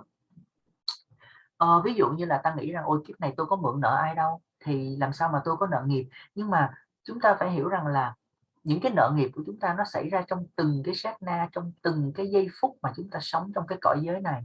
Khi mà chúng ta ăn một món ăn chúng ta cũng mắc nợ nghiệp, tại vì chúng ta đã ăn món ăn đó rồi, mà rõ ràng khi chúng ta sống chúng ta phải ăn, mà ăn lại là mang một cái nợ nghiệp. Chúng ta nói chuyện với một người nào, chúng ta đi picnic, chúng ta đi chơi với một người nào để giải tỏa bản thân, chúng ta cũng đã mắc cái nợ nghiệp rồi. Không sớm thì muộn chúng ta phải trả những cái nợ nghiệp đó mà thôi. Thậm chí cái giường nằm của chúng ta để mà chúng ta ngã lưng vào chúng ta ngủ thì chúng ta cũng là một cái nợ nghiệp của chúng ta. Đó là lý do tại sao mà trong quá khứ thời của Đức Phật có những vị tăng các ngài lại ngủ trên đất, và các ngài luôn luôn các ngài đi khất thực để mà các ngài đi khất thực chứ các ngài không có sống như là chúng ta. Và thậm chí là những cái vị mà pháp vương hay là những vị thượng thủ hay là những vị lama, những vị đạo sư vĩ đại, khi mà có ai đó cúng cho các ngài cái gì thì luôn luôn các ngài luôn luôn kiếm một cách nào đó các ngài trả lại các ngài trả lại, đáp lại cái phần đó cho cái người đó. Cái người mà cúng dường có thể họ nghĩ rằng ôi tôi vì cái sự sùng mộ, tôi vì sự tôn trọng của tôi dành cho các ngài mà tôi cúng dường. Đúng, bởi vì ví dụ như là các ngài cúng dường cho thầy, ví dụ như thầy là một tái sinh của một vị từ thế kỷ thứ 17, dòng truyền thừa của thầy bắt nguồn từ thế kỷ thứ 17, là từ một bậc siêu việt, từ một bậc không phải là một người bình phàm, vân vân. Vì vậy tôi tôn trọng thầy, tôi tôn sùng thầy và tôi cúng dường cho thầy. Nhưng bản chất là các thầy vẫn sẽ có một cái cách nào đó các ngài đáp trả lại, chứ các ngài sẽ không muốn mang một cái món nợ nghiệp như vậy. Và bất cứ một ai trong cuộc sống này khi vừa sinh ra, dù ở tầng lớp nào, giàu sang hay là nghèo hèn, đều mắc một món nợ nghiệp như nhau cả, chỉ khác biệt ở cái cách là cái cách thức họ phải trả cái nợ nghiệp đó như thế nào mà thôi. Thành ra là nếu như một ai đó nói ôi tôi là to lớn, tôi vĩ đại, tôi, thì mọi người phải tôn trọng tôi. Nếu như một cái người đạo sư nào hay một người thầy nào nói cái điều đó ra thì thầy nói thẳng thắn đó là một sự sai trái.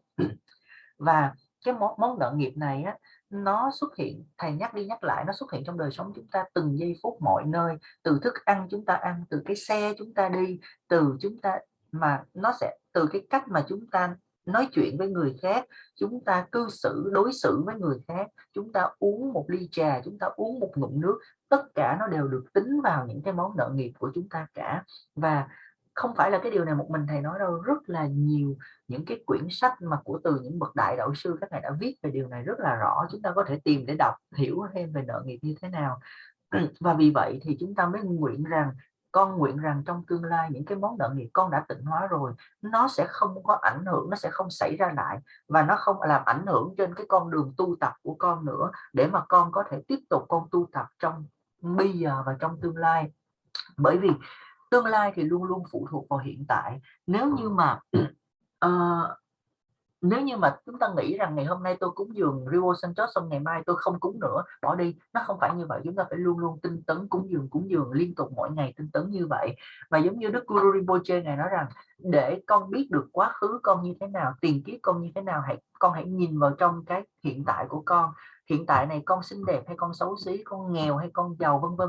Cái tình trạng hiện tại của con nó phản ánh những gì mà con đã thực hiện trong quá khứ. Và nếu như con muốn biết tương lai con như thế nào thì con hãy tập trung vào những gì con đang làm trong hiện tại. Cái cách con ăn nói, cái cách con cư xử, cái cách con suy nghĩ về mọi người, con làm đối xử với mọi người như thế nào, tất cả những cái hành động của con hãy nhìn vào và con sẽ biết được tương lai của con. Vì vậy thầy nói rằng cái cách mà tốt á, là mỗi ngày chúng ta đều nên có một cái phần thực hành tịnh hóa ngắn gọn, để mà cố gắng khiến cho những món nợ nghiệp nó sẽ không có tăng trưởng cho chúng ta. Yes, Samuchi. Then sotar sangsam ripan zimbai manam tada gyulamina tholoja maunde koloma gyurchix sotar sangsam ripan zimbai domje lava sanga tamje rigs, and all the impairments of the vows of individual liberations, that the vows that whatever you have received, even the bodhicitta vow or the refuge vow or whatever the vow that you have received, is all the impairments vow of the individual, that liberation, and bodhisattva precepts and samayas of the vidyadharas, that during the empowerment that you have received many samayas, so that the samayas that you heard about, you heard it during the empowerment, but you forget some samayas, some principles of the samaya. And so yes, same as like that, the vows that you have received, but even though sometimes unfortunately you forget the vows, to remember it. So all these things, which is the conclusion, conscious or unwitting ones, Sordam Masur, that with the lack of understanding. So that I acknowledge and confess, even all the samayas, the breakage of the samayas and vows and everything, that I confess and I acknowledge and confess it. So with that, may all the illness of the sentient beings even the ones, yeah, who is the one that who's practicing. So may all the illness and malevolent influence that we called a tip, actually, yeah, the tip, as also about the tip that we talked yesterday once already.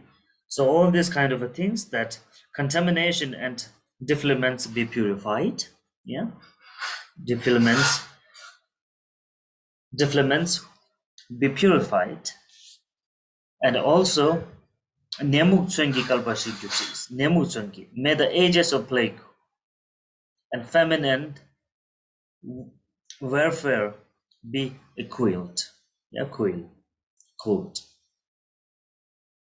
All the unwanted disease, war, yeah, in the world war nowadays, in the many countries, they are going through many wars these days and suffering. Many beings are suffering. So all these things be cured.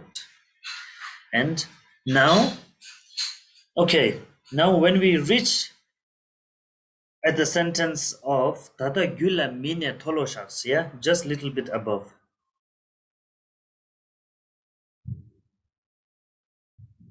Yeah, you notice that Tata Gyula Mine Toloshaks, and that time the hand has to be comes in the af, because then the confess the starts. So Tata Gyula Mine Toloshaks and Maon Debe Kolo Magyur Sotar Chansum Ripanzimbai.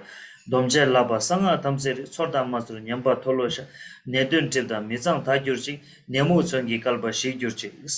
And after that, now the turning back means the stopping, or the subjugating, actually the dopa, to remove and the subjugate. So that start. So over here then tamin usu wongwe sunma dok, and then choze lama denden barche dok, then peyul tami shibe tengen dok, and salu gelbo so duba dok, jipa chambo gedang chuju dok, dacha karne tami shiba dok, tamsi gongbe tudo nuba dok. Okay, you have to clap the hands over here. So the nemu tsangi tamin usu wong. Now what to remove, what to stop, yeah, what to turn back, is that the turning back is turning back the border people who invade the central regions, yeah, in the humans, turning back the border, yeah, the turning back the borders of the people who invade the central regions with the clapping your hands. And even though when you're doing the clapping, it's not clapping like that straight, okay, it has to be a little bit down, and it has to, the down hand, the left hand has to be at the down, and from the top it has to be comes down like this, okay, like this, because it represents the two hands. It's symbolized as the sun and the moon, okay, sun and the moon. So whatever the one of the biggest and the visible the universe is the sun and the moon, that can be seen by from all other uh, universe or all other planets. So this represents the sun at the down and the moon in the top. And so all the unwanted obstacles and the obstructions, whatever the negative ones, that is the vanishing or destroying between the sun and the moon with the clapping. Okay, this is the main meaning. Some, when we do the practice of clapping, people just enjoy the clapping and then just laugh, and they just smile and say, wow, now the the monks are clapping or something like that. It's not the one they're celebrating a happy birthday. It's not that one. Okay, this is also has the very big meaning. Two hands, it clapping, that it comes from the top to the down like this. Okay, the sun and the moon and all the obstacles and the obstructions is, yeah, demolishing or vanishing between the sun and the moon with the sound of the clapping. Okay, that we really have to know about this. In the short form, I just explained. Dopa means this one. It's not like some having a party or celebrating or something like that.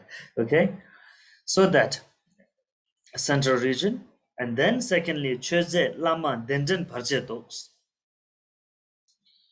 The obstacles preventing the return of lamas who propagate the Buddha Dharma.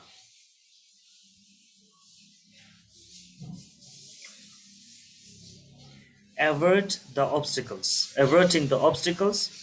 that preventing the return of lamas who propagate,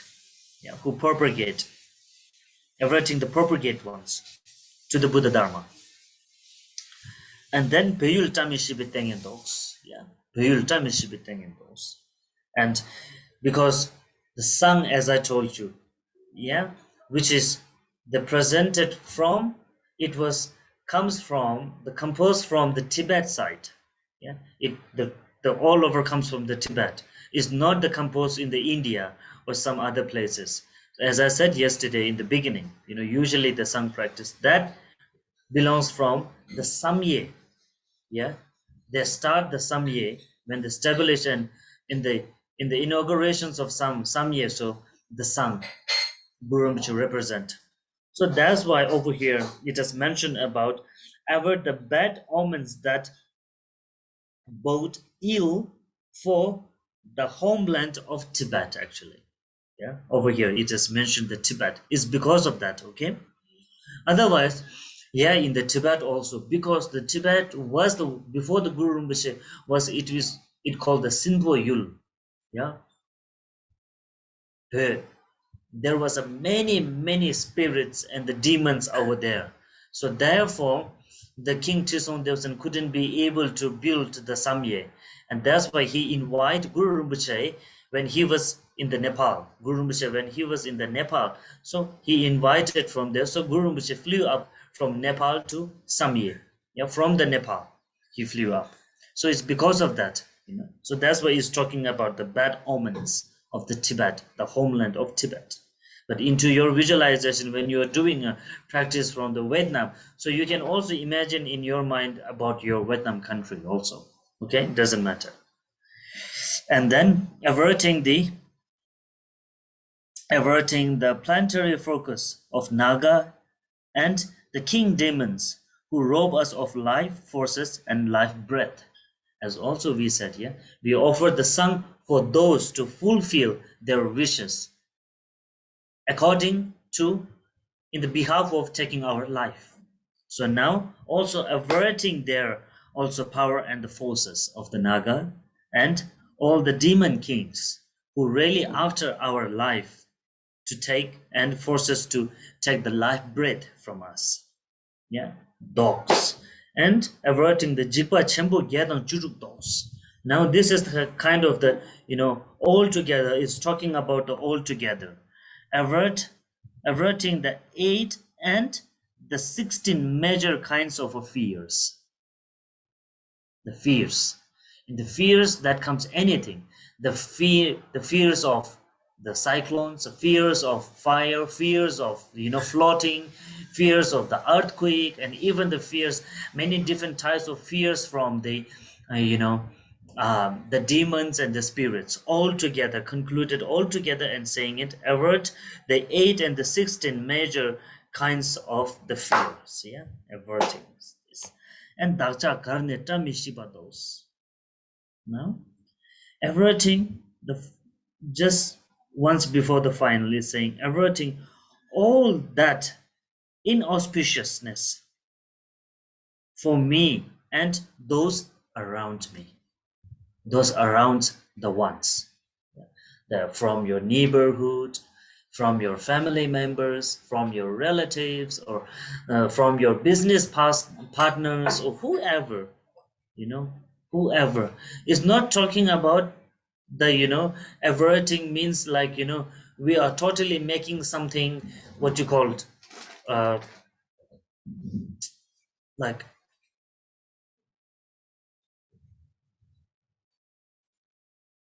how to say this now? Do not get into the negative ones, okay? We are only like, averting. Now around us means, as I said, relatives, neighbors, or friend circles, or whoever, they when they have a bad kind of a intention about us, bad intentions about that us uh, to to create a unsuccess or to create a problems into our path. So we are averting that things, okay? We are not averting the real human, okay? We are not really averting their body or something like that. Only their bad intentions or some kind of a bad slanders or some kind of a bad views of them towards us, into our walk, into our daily life, and even though into the path of the path of the Buddha Dharma practice. Okay, so averting that. Dacha karne tamishipados, all that.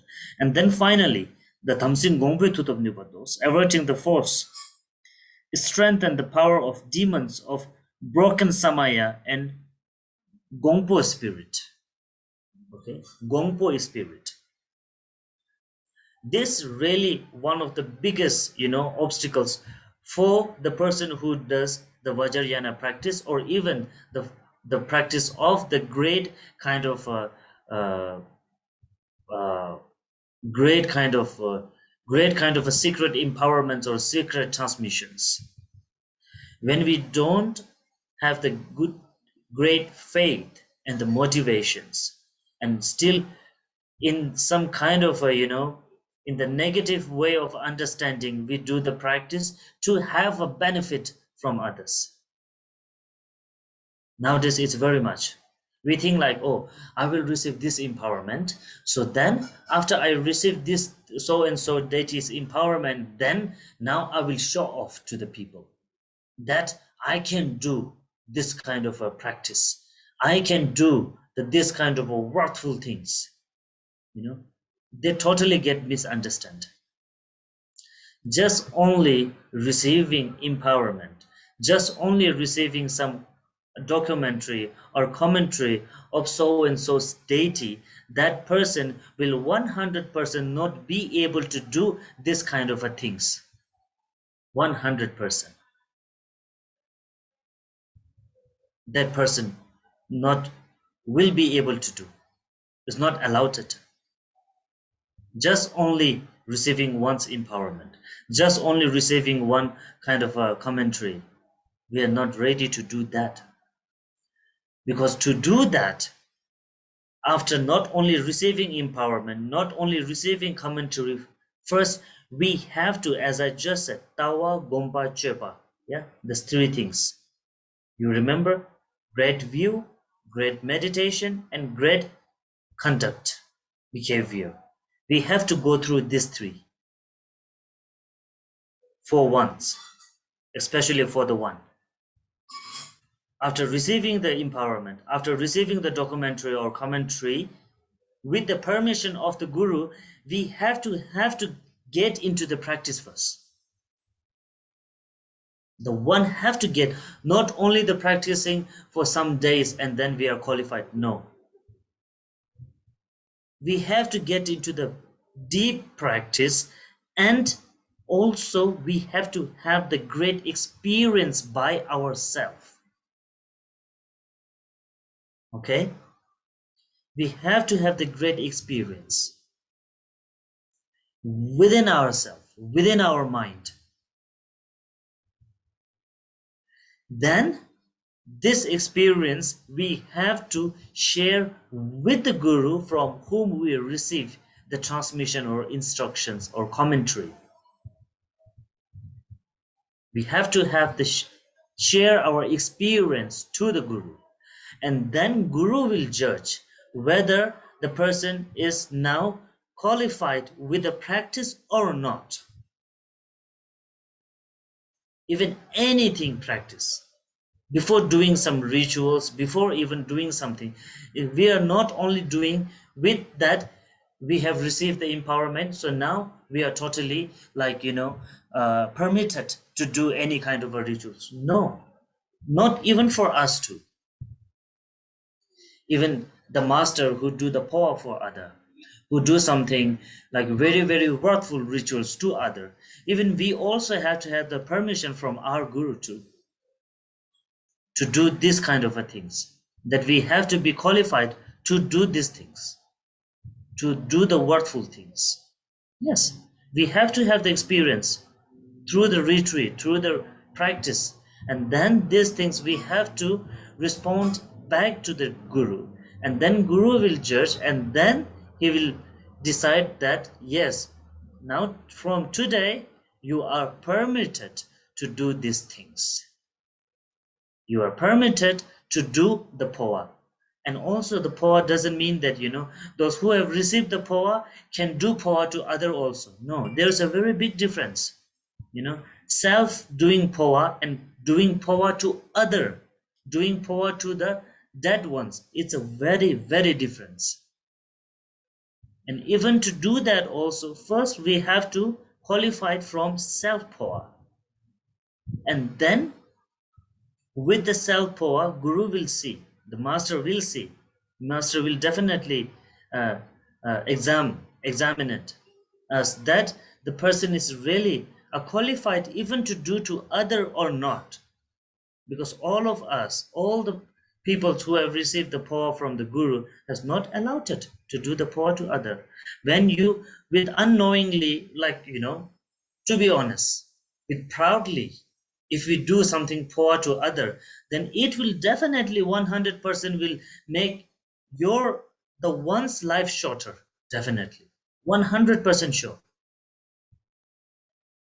without a qualified experience or without the real kind of a permission from the guru to do the poor to others.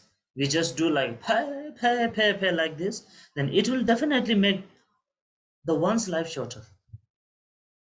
I don't know whether really it affects to the other one or not, but it will definitely affect to the oneself.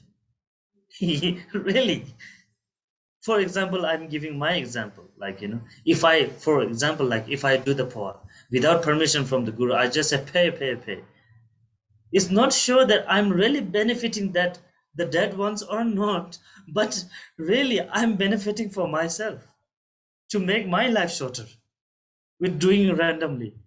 So that's why we say the Vajrayana rituals, it looks beautiful, it looks simple, it looks very much melodious, but it is not that easy to do. It is not that easy as we can see from our eyes.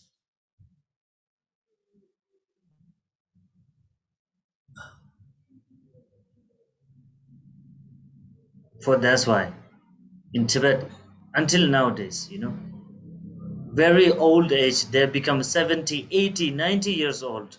They are still in the state of meditation and practice. Why? If it is that simple, then maybe all of them are enlightened. All of them are liberated, for sure. Then why not? Because it's not that simple as we think, as we see. Really. I'm just saying a straightforward to you guys. So this is my habit that I just say straightforward, but with a guarantee, with the evidence, I'm saying 100% sure. Even when you look into the tantras, tantras and the sutras, and even in the kala chakras,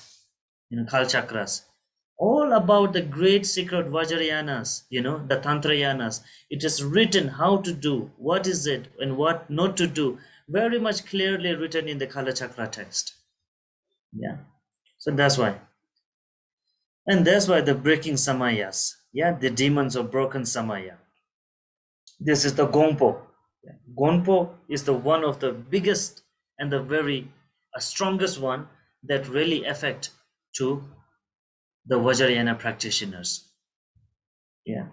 And for that, we say it's the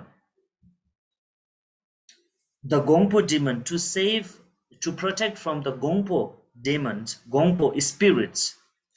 It's the one of the most powerful is to receiving the empowerment of the Guru Chakpo Kilaya. Yeah, the Guru Chakpo Kilaya and the practice of the Guru Chakpo. Who protect the practice of the Guru Chakpo Kilaya is to protect from especially from the Gongpo spirits that very much affect to the ones who practice the Vajrayana and who practice the kind of the Vajrayana, the Vajrayana practice. It affects to those one very, very much. So that's why the Guru Chakpo Kilaya is one of the very special, worthful Guru transformed into the worthful form to protect from the Gongpo spirits. So this is the final that Tamsin Gongpo Tutop Nipa Dos, the final one. Okay? And then now after completing it, many of the people they just repeat from the drum Rinchen Haso Tangme Noyang Sus, 3 times. They do this. Many people they prefer to do is a 3 times kind of a repeating from the drum Rinchen Haso Tangme Noyang Su again, and then Oma Hung, and then again with the averting practice of the averting finish, and then again they go again to the drum Rinchen Haso. So it depends on the time and it depends on their wishes. So some they can repeat for the 3 times. Otherwise, then if you're going only for the 1 time, then tamsu gongbe tutup nuba dogs, and after that, then you can add over here the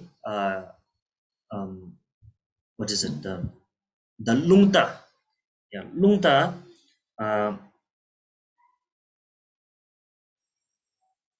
The song offerings of the lungta means what is it? How to say in the English? The luck, kind of a luck. Yeah, bringing like how to say? Increase. It's bringing increase. Yeah, increasing the luck, increasing the auspiciousness, and increasing the luck. The song offerings of the increasing the auspiciousness and the luck. Yeah, so that should add over here. Okay. Yeah.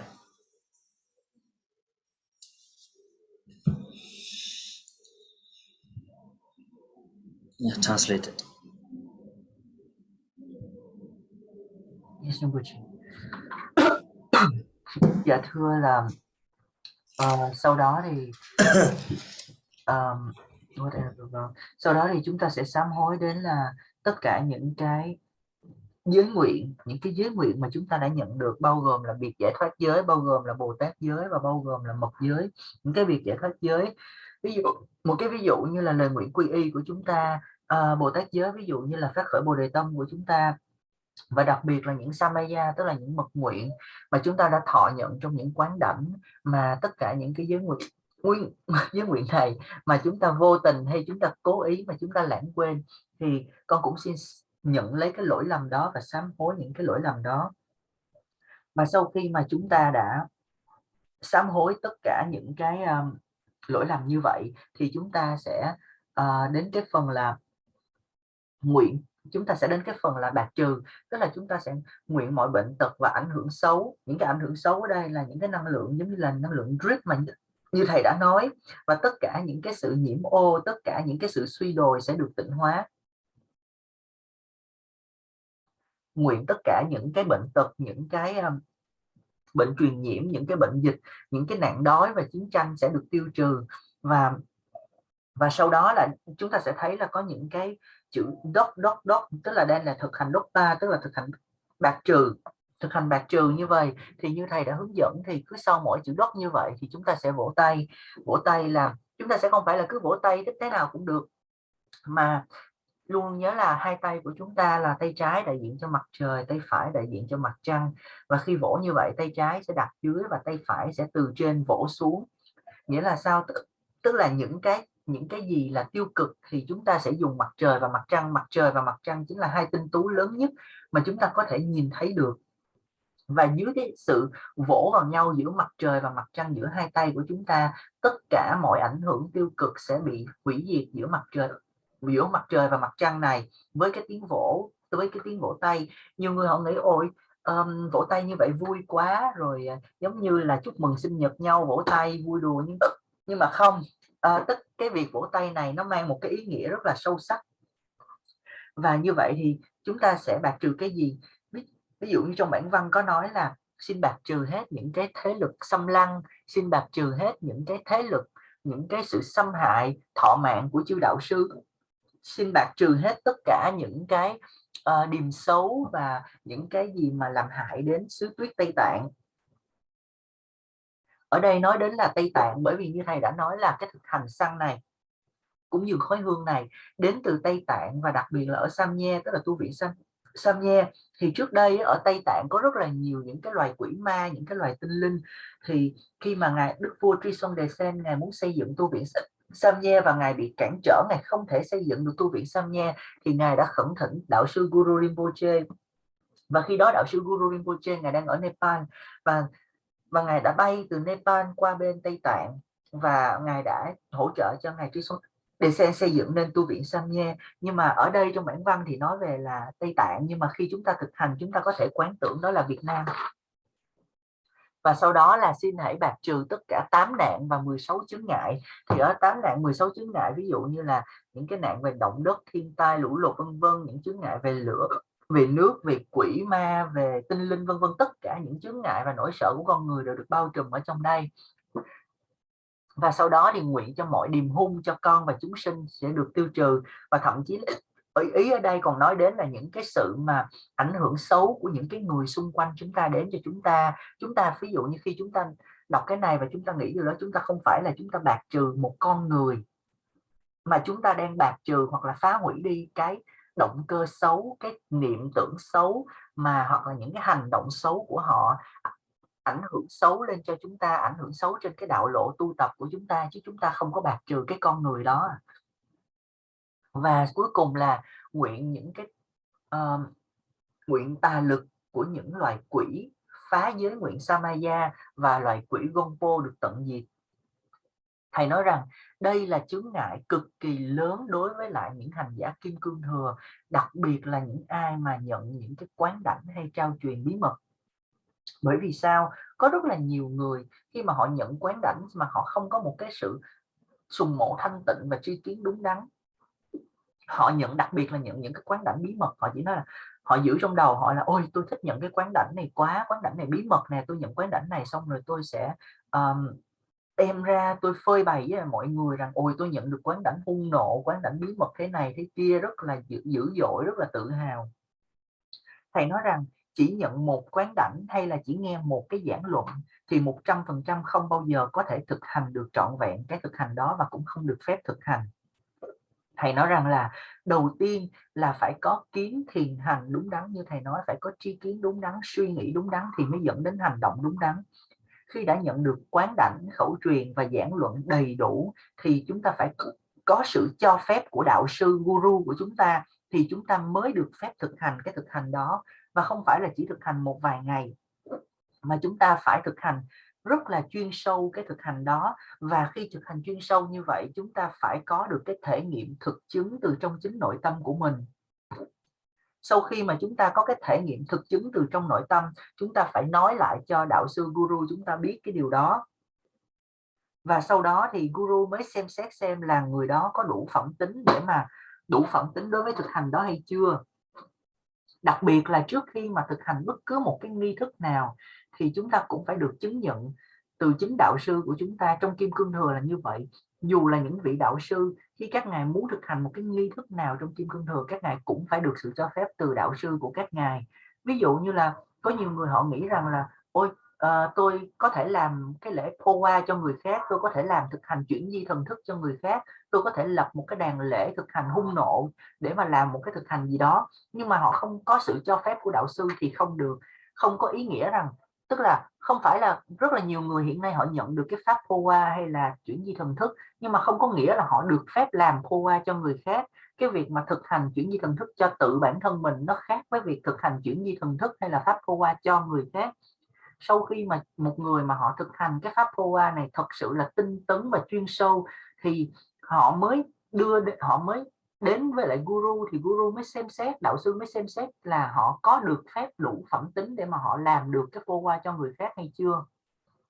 Thầy nói rằng là cái hệ quả của việc tự tiện làm phô qua cho người khác là gì? Thầy nói tự tiện làm phô qua cho người khác mà không có sự cho phép của đạo sư thì không biết là có kết quả cho cái người mà được làm hay không, nhưng mà một điều chắc chắn luôn là cái người thực hành cái pháp phô qua cho người khác đó một cách tự tiện sẽ tự làm cái thọ mạng của mình ngắn lại. Khi mà cứ ngồi đó mà cứ tụng pet xong rồi phóng cái thần thức mình đi rồi tự làm phô qua cho người khác mà chẳng có sự cho phép của đạo sư thì chắc chắn thọ mạng mình ngắn lại. Còn cái người mà được làm thì chưa chắc họ đã được nhận được cái điều đó. Thầy nói rằng là những cái nghi thức của Kim Cương Thừa trông thì đẹp đó, đơn giản đó, rất là hoa mỹ, rất là du dương đó, nhưng mà để được thực hành được nó không phải là dễ dàng đâu. Như ở Tây Tạng vậy, có những người 80-90 tuổi vẫn ngồi thiền định rất là chuyên chú, nhưng mà nếu mà thực sự tu tập Kim Cương Thừa dễ như vậy thì tất cả những người đó họ đã đạt giác ngộ rồi. Và phải nên nhớ rằng Kim Cương Thừa không có dễ như chúng ta tưởng, những nghi thức Kim Cương Thừa không đơn giản và không phải muốn làm là làm. Và thầy nói rất là thẳng thắn và trực diện như vậy, và trong rõ ràng là trong cả những kinh điển, những mật điển, và đặc biệt là trong mật điển Kalachakra, tức là thời luân kim cương, luôn luôn ghi rõ rất là rõ là điều gì hành giả được làm và điều gì hành giả không được làm. Chỉ là vì chúng ta không có hiểu biết rõ ràng nên chúng ta nghĩ là nó dễ dàng, nhưng mà thầy nói rằng không phải là dễ dàng như vậy. Và khi mà nhắc đến quỷ Gompo chính là một trong những cái chướng ngại khủng khiếp nhất đối với lại một hành giả Kim Cương Thừa, và một trong những chướng ngại mạnh mẽ nhất, và nó sẽ làm ảnh hưởng tới hành giả Kim Cương Thừa về tâm, giống như là thầy đã giải thích. Thì thầy nói rằng là vì vậy là đối với lại những cái đệ tử mà thực sự là sùng mộ thanh tịnh và có kết nối sâu sắc thì thường là sẽ có được một cái quán đảnh của đạo sư Phẫn Nộ Phổ Ba. Thì chính là quán đảnh này là sự kết nối giữa đạo sư với lại đệ tử, và đạo sư sẽ hóa hiện thành hình tướng hung nộ để bảo hộ cho đệ tử, đặc biệt là khỏi cái loài quỷ Gompo này. Và khi mà đã kết thúc cái phần ở đây, đó là cái phần cuối cùng là bạc trừ quỷ Gompo, thì có nhiều người họ sẽ lặp lại cái phần từ cái đoạn là rung, tức là trong cái bảo bình tuyệt hảo, cho tới cái phần Omahung, xong rồi họ lại tiếp tục tới cái phần này Dokpa, tức là phần bạc trừ, xong rồi họ lại quay lại như vậy và họ tụng 3 lần. Nó là tùy thuộc vào thời gian và mong muốn của mỗi người. Nhưng mà khi mà chúng ta kết thúc cái phần thực hành Dokpa này thì chúng ta có thể thêm vào đây cái phần thực hành gọi là cúng dường sang, để mà làm tăng trưởng Lunta, tức là tăng trưởng phúc khí, tăng trưởng may mắn và các tường. Yes, Yeah. Now they're adding the lungta. Okay, lungta is in the 116 page number, yeah, the lungta song. So it's a short kind of explanation, and it is the transmission, okay, of this.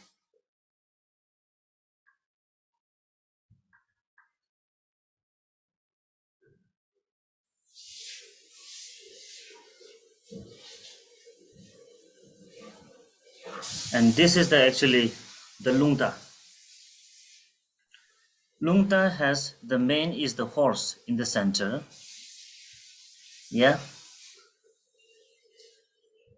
This main, the lungta. Okay. Đây là Lunta. And then, yeah. And then this is called the Tachok Gyalpo Balaha. Okay. The name of this Tachok Gyalpo. The excellent horse, king of the horses, Balaha. Yeah. The first, which is in the center, in the space. Yeah. And then in the eastern direction, in the direction of the east, that comes the Tungseng Yuyiralpa, the Singe, the lion, in the eastern side. Yeah, they said the conch snow lion with the turquoise dreadlocks to increase the fortune from the eastern side. Okay, and then from the southern side, okay, southern side is the dragon. Yeah, Yungru Sangi Sevachin, the turquoise dragon with the copper man. Yeah, copper money. Yeah, in his hand. You can see over here where I'm pointing. Yeah, one money is over here, and one is over here, and one is over here, and one is over here. The color is a turquoise color, which is from the southern side. Okay, and then comes from the western side. Yeah, western side is the tiger. This one, the powerful. Yeah, the western side is the tiger, to increase the fortune, good fortune. Is the tiger with the vermilion spots. Yeah, the tiger with the vermilion spots. And now from the northern side is Kyungchen Norbitorsu, the Garuda, the king of all the. This is not only king of the bird, but this is especially the king of the all kind of the animals, I think, which is a very high on the space, can fly. And this is called the Garuda, which is the great Garuda with the jeweled crest. Yeah, with the jeweled crest. Kyungshin Norbi Torsu. The jeweled crest, it's on his head actually. Yeah, on his head. Over here, you can see there's some kind of a red color over here. So this is the jeweled. Yeah, over here. Yeah, over here. So this is the main kind of the four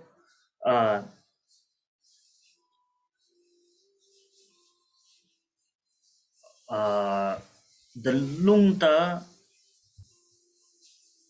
Dala. Yeah, actually, the Dala is the increase who subdues the malevolent forces and increase the good fortune from the four directions. So these are the four directions, and the main is the center one, the horse, which is the horse named Balaha.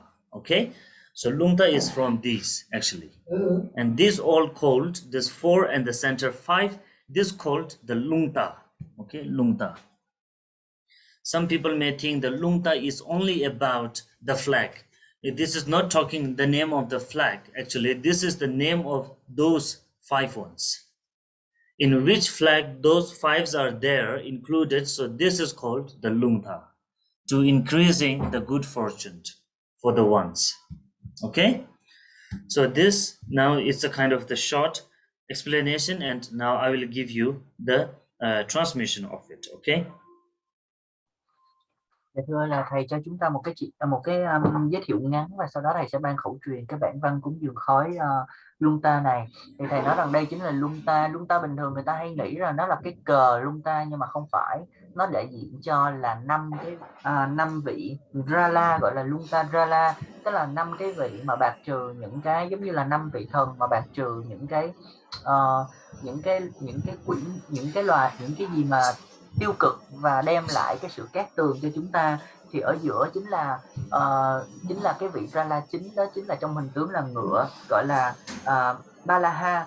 Đây được gọi là vua của tất cả các loài ngựa. Và phía đông chính là một sư tử có màu là màu tuyết và xà cừ.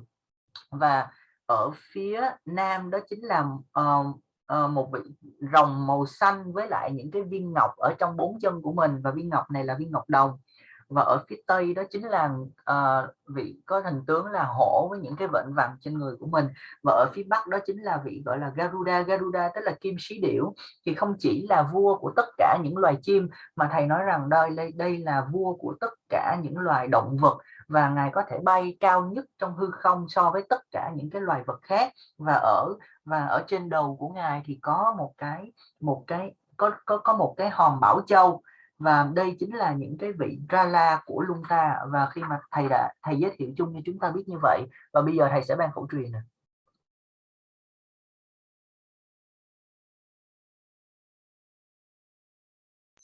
Okay, so Lungtara yarge Sangchod ram yam kama Sangchod sabome pa de yun du si Tin Chambur, Kurupara, Sam Om Ahung, Lansum Ge, Sanju Pusum Sobo de Sangichut, and Kinduna Lama Yidam Kandroda. Chujon no la Teta Tang, Dala Sungshin Jobanam Sanju Jachin, Dijela, Lunda Tarvin Donro, Ge Wikishona Nebel, Lunda Tarvin Dala, Netajun Yapum Balaha. Nurjo Cheven Dala Sang, Dag Lunda Tarvazun Gubi Lunda Kedus, Ke Shakishona Nebel, Lunda Tarvin Dala, Netunzi, Uyeral Bachan Pasal Cheven Dala Sang, Dag Lunda Tarvazun Gubi Lunda Kedus. Ke loyi chonda nebela lungda tarvendala ne yungru sangi sewa jangar ke chevendala sandagi lungda tarwazun gobe lungda kedus ke nubge chonda nebela lungda tarvendala ne gyata salgi tigle jampangam chevendala sandagi lungda tarwazun gobe lungda kedus ke changi chonda nebela lungda tarvendala ne kyungshen norbi torzu chen topshu chenge dala sandagi lungda tarwazun gobe lungda kedus ke chochi samda nebela jungwa ngai hanamsa jungwe lungda tarwazun gobe lungda kedus parka gege hanamsa parke lungda tarwazun Gobe Lunda Kedusul, Mewa Guil Hanamsan, Mewe Lunda Tarwazu, Gobe Lunda Kedusul, Loda Shaktul Hanamsan, Lode Lunda Tarwazu, Gobe Lunda Kedusul, Gobe Ladan, Kyobela, Pola, Mola, Shanglada, Chala, Lula, Namkyang Sang, Dagi Lunda Tarwazu, Gobe Lunda Kedusul, Keji Lunda Yarla, Lula Ziv, Lula, Pasal Zijiki, Ngala Dembe Nituki, Semla Deve, Tingzenki, Nedun Parche Shiva, Seso Tomjor Pelshinki, Nansi Wondo, Dakik Dor. Chocolate gave Galsencher Dope Tunkun Drupat and Gallo, Flag Gallo, Tajal Hango, Galgurchik, Nasho Duri, Chamla Popchovich and Drubarzu, Om Sarva Bizaya, Samaya Gizaya, Prati, Pitri, Chu Sarva Dudu, Ho, Che Lunda de Shing Hang, Jumbuche, Chiba Ham, Yana Gene, Lula Chana, Lunga, Yiki Tsepelki, Zumba Yena, Yunting, Kewa Yena, something to set on Jolly Rap Yellow, Cheba Dian. Ringzin Chambo Rolpe Dorje Tele Chungo Terikya Geo. So this is the Lungta practice. It actually belongs from the treasure of uh, Rolpe Dorje. Okay, treasure from the Rolpe Dorje treasure. And it has said that those who practice this Lungta, and if the person who is practicing is a monk, then it will increase their qualities. And if the lay person practice this prayer, lungta, then it increase or increase, not increasing, something to, they will fulfill their all good wishes. And at the same time, Sedan Dale Rabgelos will increase their longevity, long life, and even from victory from the old spirits and the negative spirits and the demons. It has said over here, yeah. So therefore, victory, may the gods be victorious. So it is when we do the lungta, it has said at the end, may the God victorious. The lungta is doing for oneself, then why the God has to be victorious?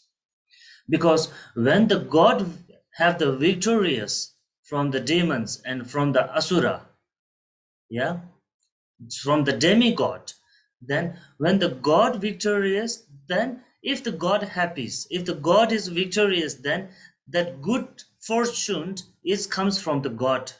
It's a blessings, or it's a good kind of aspiration from the God to the human beings, actually. Yeah.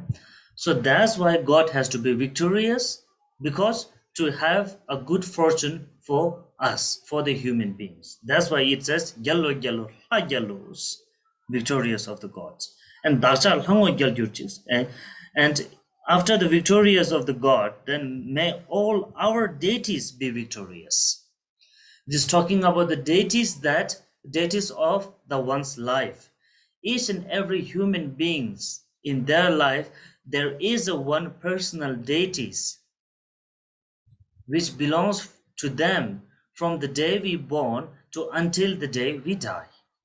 We all human beings have within ourselves, invisibly, to protect this life. All the human beings have their different types of deities. So it's talking about that. And Nauchok Duri Chamla Popes and Hilalit, the dark side and lineage of Maras. Yeah, lineage of Maras with the power of this Lungta, these four main forces of marvelous one, the Dalas, yeah, lineage of Maras, and Cholvitilian Drupas accomplish all the entrusted activities of us. Yeah. So the lungta is also, when we do the lungta, is not only to increasing the good fortunes, and even though this is to increase the increase the radiance and strength of our bodies. It means the strength of our humanity power, yeah, mind power, humanity powers. It increase, and also increase the power of truth in our speech. Truth in our speech means the power of the speech that we can advise to anyone, that can make other beings in our control in our speech. Yeah, the power of that. And similar David things in case. And main important things, the increasing the blissful samadhi in our mind, means the peaceful mind, peaceful life, and good motivation. Increase the good motivation, strength of good motivations, and strength of good understanding. Yeah. And then the increasing also the good fortune connected to the uh, trigrams. Yeah, trigrams. It's one of the traditional ways. Even in the Vietnam also, they have the talking about the trigrams, and then it's talking about the diagrams and trigrams, which call the mewa and parka. So that has to be increased. Very, very important. If these two are not be able to increase, then the good fortune to increase is a kind of a difficult.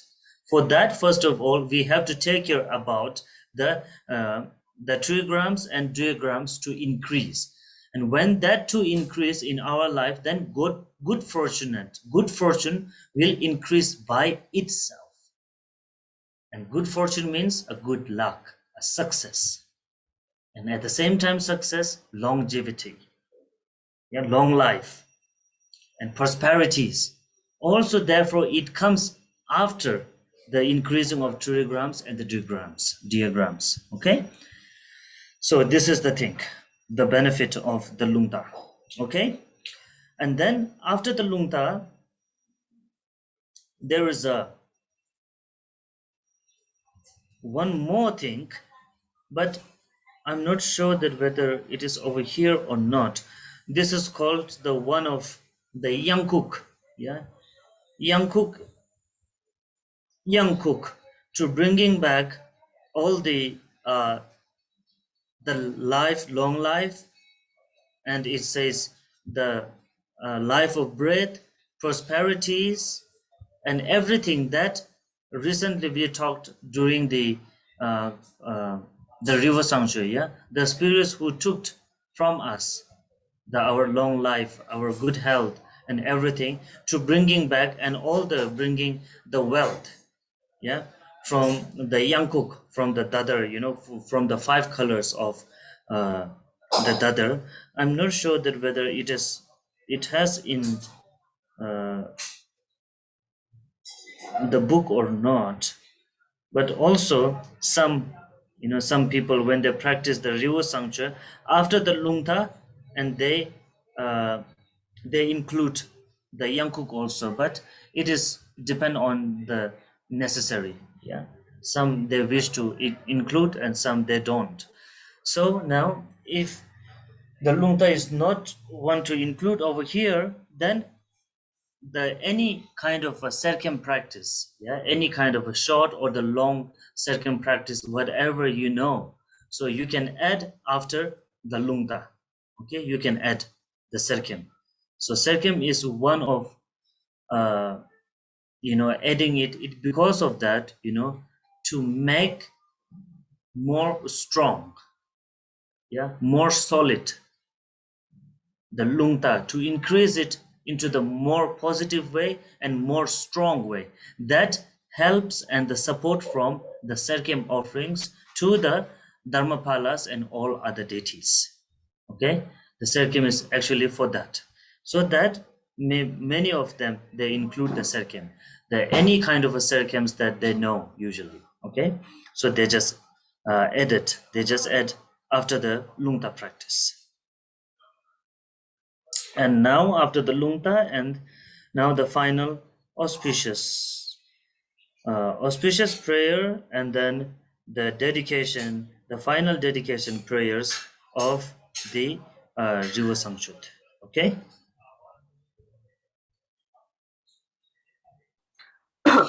Yes, Rinpoche. Dạ thưa là thầy nói rằng là nãy là thầy ban cho chúng ta cái khẩu truyền của bản văn Lunta.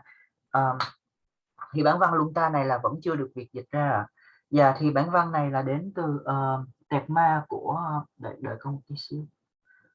Đến từ đây là bản văn khai mật tạng của Đức tẹt ma của Đức Rinpoche Rinpoche, là một bản văn là một mật điển của Đức Rinpoche Rinpoche. Và trong bản văn này có ghi rõ rằng là bất cứ một ai thực hành bản văn này, nếu như là một thuộc về tăng ni thì những cái phẩm hạnh của tăng ni sẽ được tăng trưởng. Nếu như là một người hành giả tại gia, một cư sĩ, thì khi thực hành bản văn này thì sẽ được hoàn mãn tất cả những cái ước nguyện tốt lành của họ sẽ được hoàn mãn. Họ sẽ được tăng trưởng về mặt thọ mạng và họ sẽ toàn thắng trước tất cả những quỷ ma, tất cả những tinh linh. Vì vậy thì vào cuối cái bản văn Lunta có một cái đoạn là Yelo, tức là nguyện cầu cho tất cả chư thần được chiến thắng. Tại sao chúng ta đang thực hành cho chúng ta mà chúng ta lại nguyện cầu cho chư thần được chiến thắng, chư thiên được chiến thắng? Bởi vì khi mà các ngài chiến thắng được những cái loại Asura, tức là những bán thiên, thì các ngài sẽ trở nên rất là hạnh phúc. Và khi các ngài hạnh phúc thì các ngài sẽ tuôn đổ những cái phước lành từ cõi thiên của các ngài xuống cho cõi giới người của chúng ta.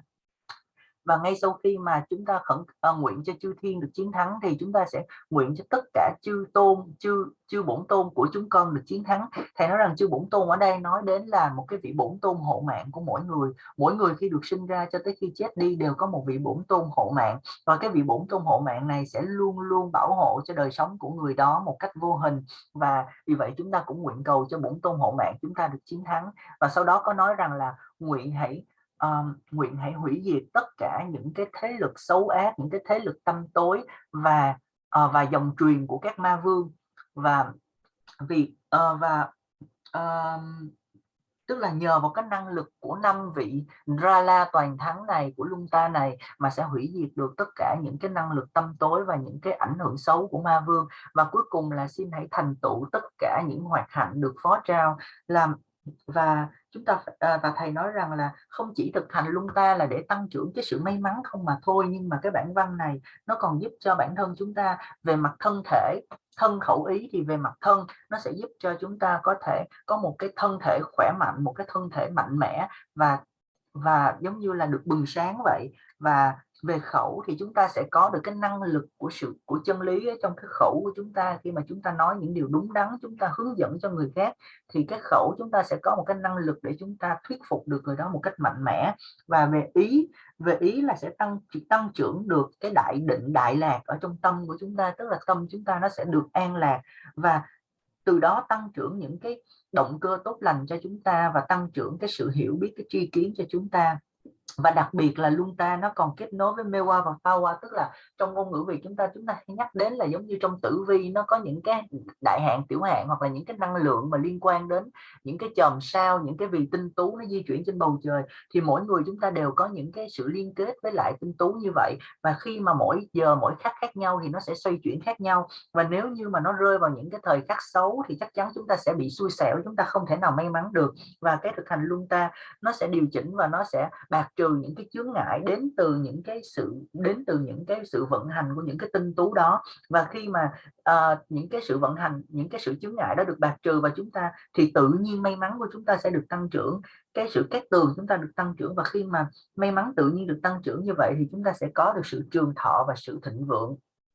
Và bình thường thì sau cái phần thực hành Lunta này sẽ có một cái phần thực hành gọi là Văn Cúc, tức là cái phần thực hành là câu triệu năng lượng phúc khí, nhưng mà cũng không có bản văn, thành ra là thầy cũng không có ban truyền ở đây. Thì cái phần này nó cũng là một cái phần gọi là tùy vào cái, tức là tùy vào mỗi người, hoặc là tùy vào người đó có cảm thấy cần thiết hay không nên thực hành mà thôi. Thì thầy cũng chỉ giải thích là cái phần thực hành này tức là thu nhiếp lại những cái năng lượng mà chúng ta đã bị thất thoát trong cái khoảng thời gian sống của chúng ta thu nhiếp lại thôi. Và sau cái phần thực hành Lunta thì chúng ta có thể cho vào các cái thực hành cúng dường Sekem, tức là cúng dường những cái thức uống thực phẩm, cúng dường Sekem lên cho chư hộ pháp. Thì tùy vào mỗi người đã được nhận những cái bản văn cúng dường Sekem nào, bản văn dài, bản văn ngắn gì đó, thì tùy vào mỗi người có với những cái nhân duyên khác nhau, họ nhận bản văn nào thì họ thực hành theo cái bản văn đó ở đây. Thì lý do thực hành Sekem là bởi vì thực hành Sekem sẽ khiến cho những cái năng lượng đến từ thực hành Lunta nó sẽ trở nên mạnh mẽ hơn, vững chắc hơn, đầy những cái năng lượng tích cực hơn, nhờ vào sự hộ trì của những chư hộ pháp và bổn tôn. Và sau đó thì sẽ quay lại với lại bản văn cúng dường Riwo Sangchod, là chúng ta sẽ đến với lại phần hồi hướng nè. Okay. Then now, the final conclusion is that gyawa chube nye gyurji tamchen totam kan gyurji ritun dewa tsim gyurji lencha shakun chang gyurji sonye yongsu zo gyurji dimni pacha ta gyurji tamba ko nye top gyurji jimba gechen gyurba deyi tun roe tando rangjung sangye shungon ye gyawa namji madrewe kewe sonam jimbe du gyurji jumbo kanda dene lha gyutam sawa mwente parna kyo kyang ruk kyo kun namla tawdo chamche chen yindan tsindu chola choborsho gyawan deyi gyawa kun sonami she sozo she sonami she lejungwe tamba kunye tobarcho bedan tsowa magyoba yijin nurpo pasam chi semchen rewa kongze ba samban drube trashi sho che sok shiba jube gelek su cha o ndila chakchen gidu naso chen nawan le ditne rangi lode tara choban duwe ngawdun gyungkir du cheba te chong ngakbe pajo ge pakjo gejon gyane so. Okay, so the gyawa chube nye gyurchi tamchen tudam kan gyurchi ritung deba tsim gyurchi lenja shakun chang gyurchi songni yongsu zo gyurchi dimni pakcha ta gyurchi tamba kunyi top gyurchi. Now, with the all above the great offerings of the smoke, yeah, that with this may the victorious one be delighted with these offerings.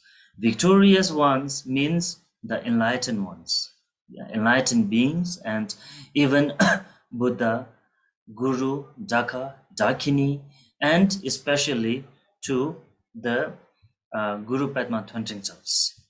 Yeah, be delighted with this offering, with my sung offerings. And secondly, Tamjen Tudam Kanjurjis.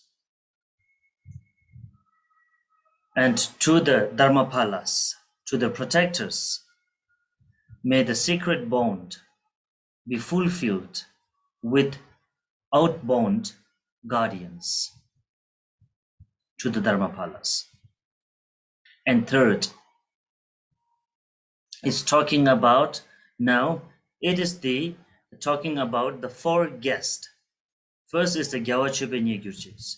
The second is the Dharmapala Tamjen Tudam Kan Gyurchis. Now the third guest, which is may the beings of six classes, or may the beings of the six realms of the samsara be satisfied in their desire or fulfill their desire wishes with the offerings of the smoke. And the fourth, Lencha Shakun Changyurchis.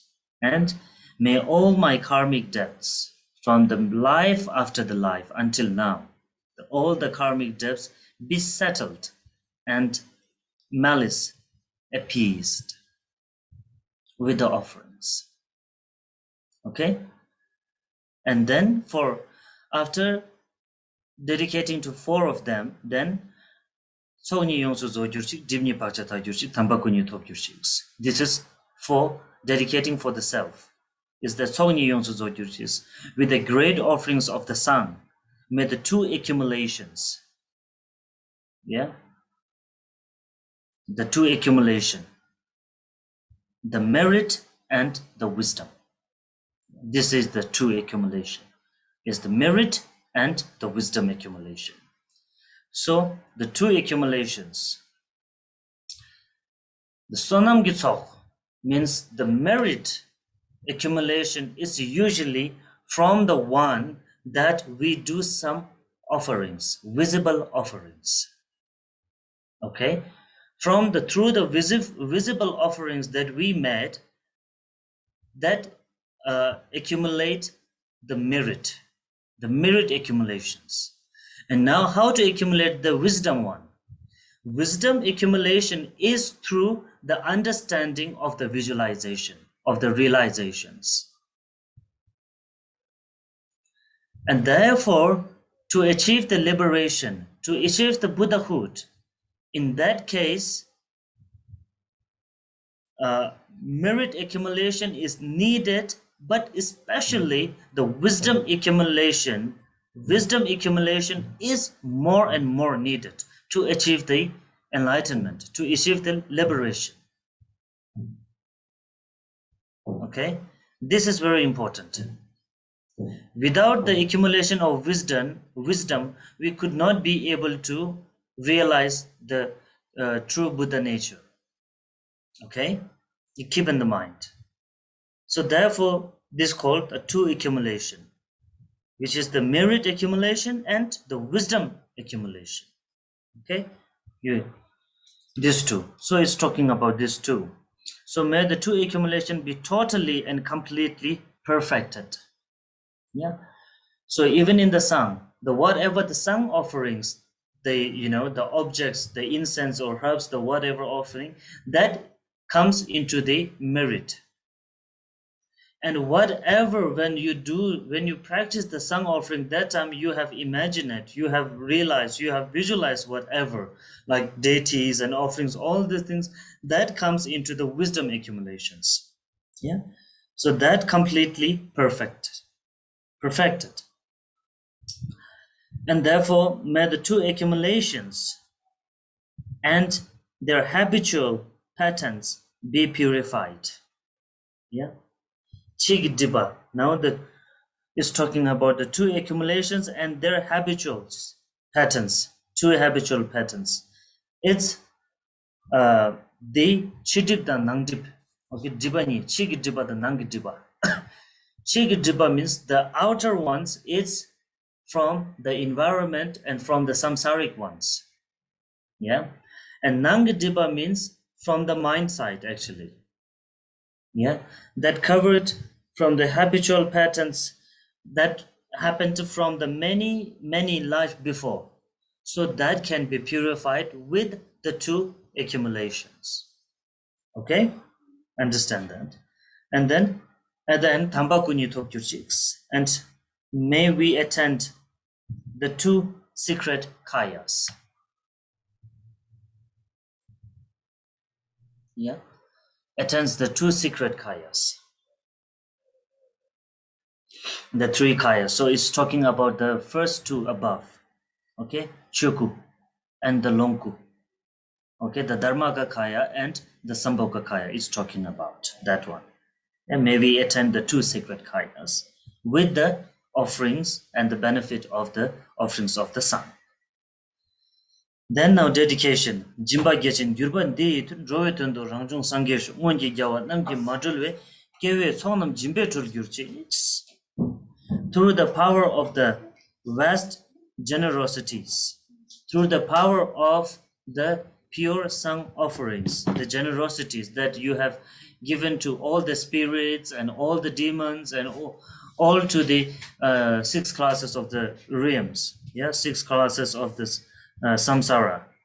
So through that Drovetandu, through the power of the vast generosity, may I awaken to self-arising the Buddhahood for the sake of sentient beings, that I usually say. To benefit the sentient beings, first of all, the one has to be liberated. The one has to be reached to the Buddhahood. One has to be understand the Buddhahood to benefit the sentient beings. unless we don't understand the Buddhahood, the Buddha nature, unless we don't have a little bit knowledge about the Buddha natures, we couldn't really be able to start benefiting sentient beings, through the path of the liberation. But in actual, we can benefit. This is the benefit for the some limit we can benefit as in the normal way. But if you really want to benefit the sentient beings limitlessly, then first of all, we really have to have a little bit kind of a knowledge of the Buddhahood, or the little bit kind of an understanding of the Buddhahood. So therefore, first the one has to uh, uh, achieve that, and through that, then limitlessly we can benefit day night. Even they said the Buddha, the enlightened beings, they can benefit the sentient beings, limitlessly, even when they are sleeping also. Even they are sleeping is also a benefiting sentient beings. Even they are talking is also a benefiting of sentient beings. Even they are going somewhere else and the moving somewhere else is also the way of, it's included into the benefit of the sentient beings. Okay? Yeah, this one.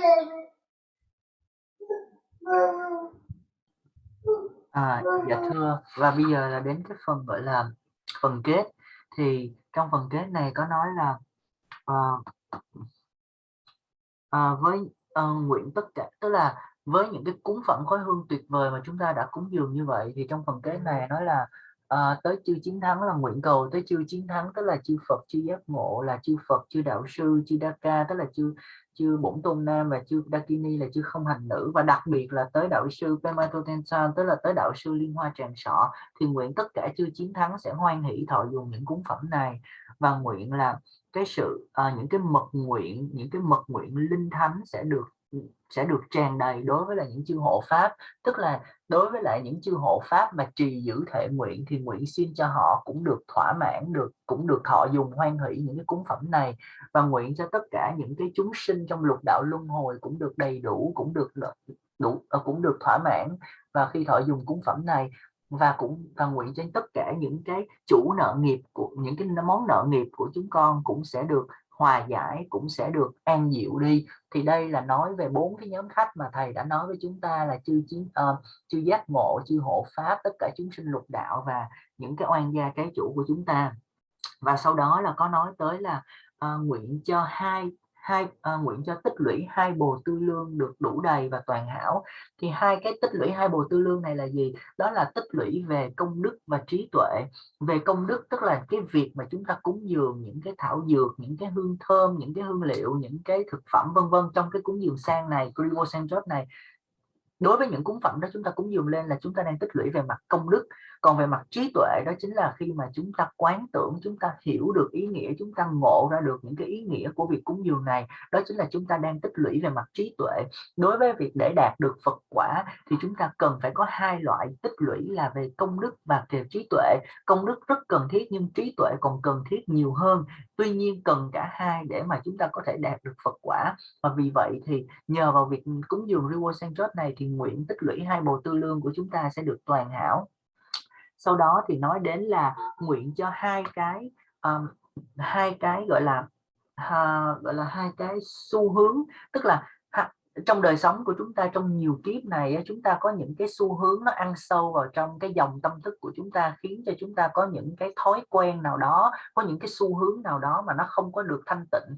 Thì hai cái lý do mà nó khiến cho xảy ra hai cái lý do mà nó sẽ ăn sâu vào tâm thức để nó khiến chúng ta có những cái xu hướng là gì? Thứ nhất là những cái lý do ngoại tại, tức là những cái lý do đến từ môi trường bên ngoài, và thứ hai là những cái lý do nội tại, tức là nó đến từ chính tâm của chúng ta. Thì nguyện cho cả hai cái lý do này nó sẽ đều được tịnh hóa. Và sau đó là nói rằng là nguyện chúng con sẽ đắc được 2 thánh thân. 2 thánh thân ở đây tức là đang nói về pháp thân và báo thân. Và sau đó là đến cái phần hồi hướng là nhờ vào cái công đức mà cúng dường. Ở trong bản văn thì nói là nhờ vào cái năng lực của việc bố thí vĩ đại này, tức là cái việc cúng dường khói hương này, chúng ta cúng dường chư giác ngộ chứng hộ pháp, cúng dường cho các tinh linh, các chúng sinh lục đạo luân hồi và các chủ nợ nghiệp vân vân, thì nguyện cho chúng con sẽ đắc thành được Phật quả tự nhiên, tự viên thành vì lợi lạc của chúng sinh. Điều này rất là quan trọng, thầy đã nhắc đi nhắc lại nhiều lần. Chúng ta phải tự tu tập và phải tự trở thành Phật thì chúng ta mới có thể độ được chúng sinh. Nếu như chúng ta không có một cái sự giác ngộ về Phật tánh dù là chút ít mà chúng ta đòi độ chúng sinh thì chúng ta không độ được ai cả. Chúng ta chỉ có thể về mặt một cái thế tục nào đó tầm thường, chúng ta chỉ giúp được một chút ít gì thôi. Chúng ta không thể nào mà độ được chúng sinh cả. Chỉ khi nào chúng ta giác ngộ một phần nào đó về Phật tánh thì chúng ta bắt đầu mới có khả năng chúng ta làm lợi được cho chúng sinh về mặt là giải thoát. Thành ra là tự thân chúng ta phải giải thoát, phải giác ngộ thì chúng ta mới có thể làm lợi chúng sinh. Đối với những bậc đạo sư, những bậc mà đại hành giả, đại thành tựu giả, khi mà họ đã chứng ngộ được Phật tánh thì dù họ nằm ngủ họ cũng làm lợi được cho chúng sinh, họ ăn họ cũng làm lợi được cho chúng sinh, hay họ đi đi lại lại họ cũng được làm lợi được cho chúng sinh. Thì thành ra thầy nói đi nói lại là chúng ta cần phải tự giác ngộ, tự tu tập và tự giác ngộ đã, rồi thì chúng ta mới có thể làm lợi được cho chúng sinh. Còn nếu như không, chúng ta chỉ làm lợi được một cách rất là giới hạn, mà nếu chúng ta muốn làm lợi lạc vô lượng thì chúng ta phải tự tu tập giác ngộ thì mới độ được cho chúng sinh. Yes, Rinpoche.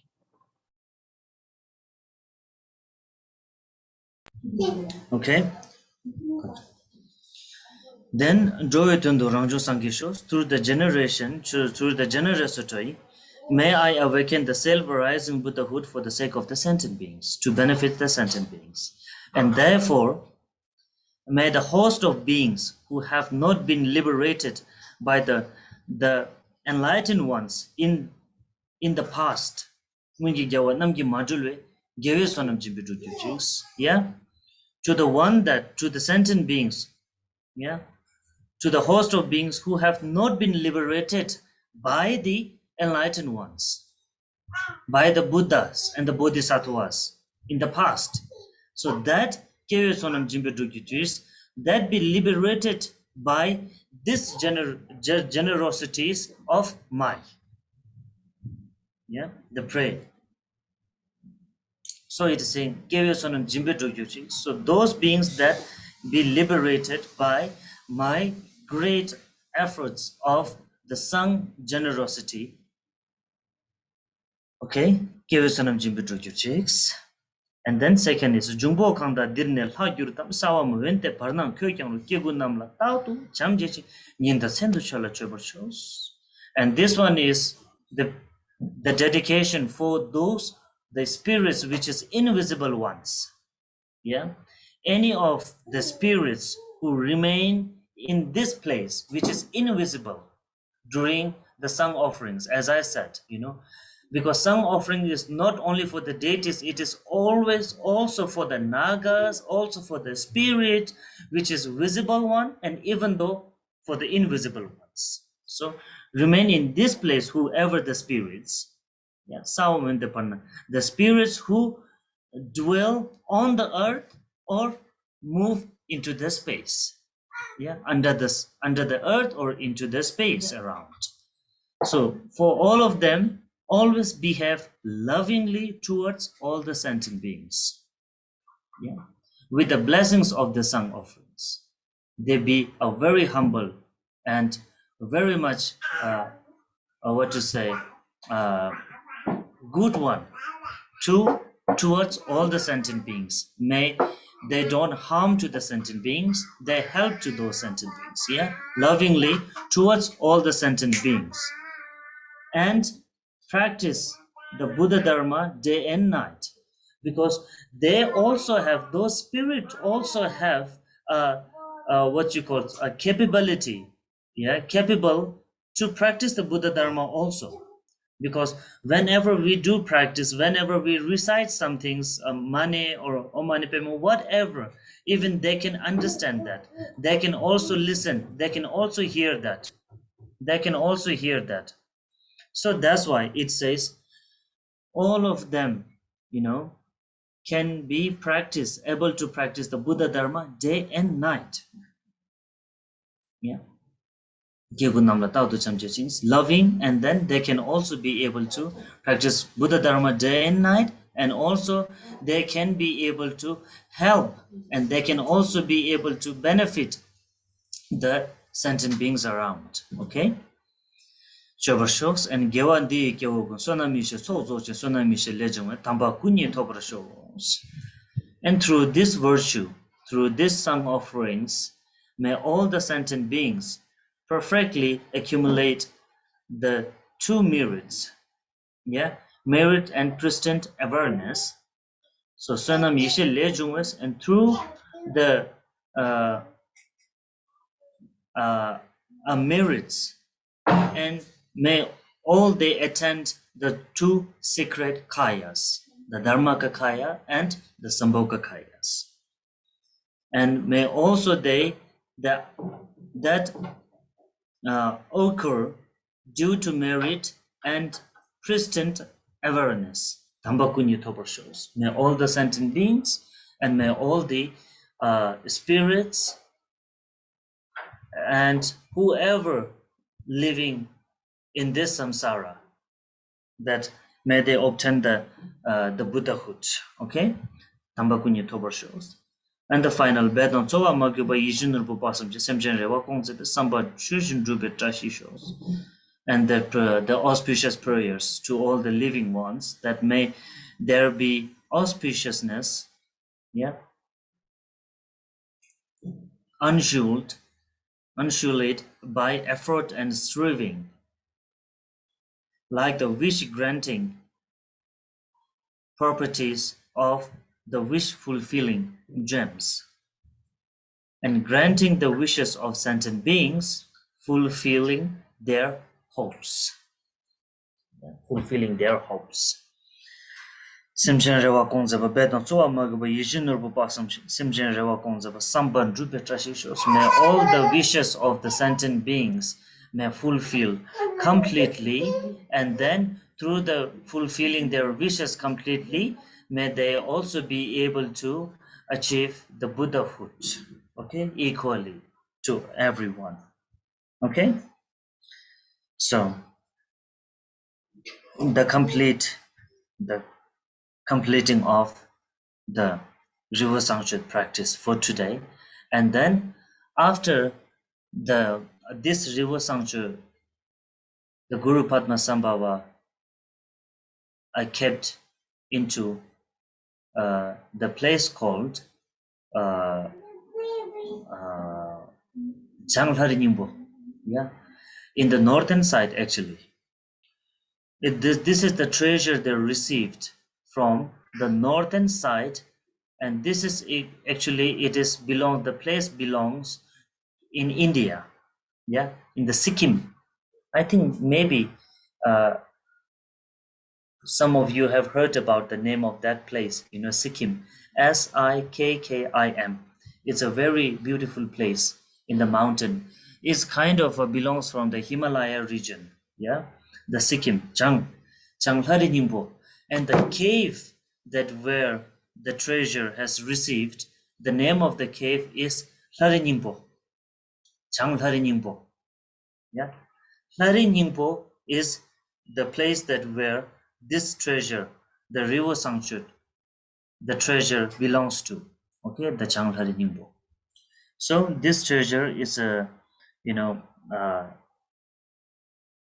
received from the Changlhari Nimbo in the northern side. This at the direction, when we go through the directions, then this is the directions which is side of the northern side, okay. And at the beginning it has said the received from the Ringzin Sokdup, Lachun Ringzin Sokdup, received the treasure received by the uncovered by the Ringzin Sokdup, okay. So now they're going to give you the transmission of the short practice of the goddess Saraswati, okay, the praise of goddess Saraswati.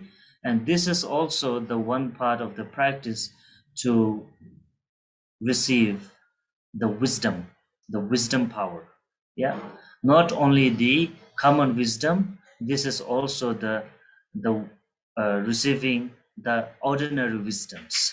Okay, she is the goddess, the Saraswati, and especially we use this goddess and we use to pray to this goddess Saraswati, as many of them, uh, who the poetry, the poetry. She was very, very helpful to make a poetry one, poetry, because it says that from her guitar it comes the very beautiful music and instrument and melodies, that we usually use in the poetry. In the poetry sentence, the sentence are very, very, beautiful and very, very heart touching, isn't it? So that's why the many of the poetry they use, they pay homage to the Saraswati very, very especially. So going to give the transmission of the short practice of the Saraswati. Okay. Dạ thưa là thầy nói rằng là sau đó thì sau khi mà chúng ta đã hồi hướng như vậy rồi thì chúng ta sẽ tới cái phần tiếp tục cái phần hồi hướng. Giờ mọi người đợi không một tí.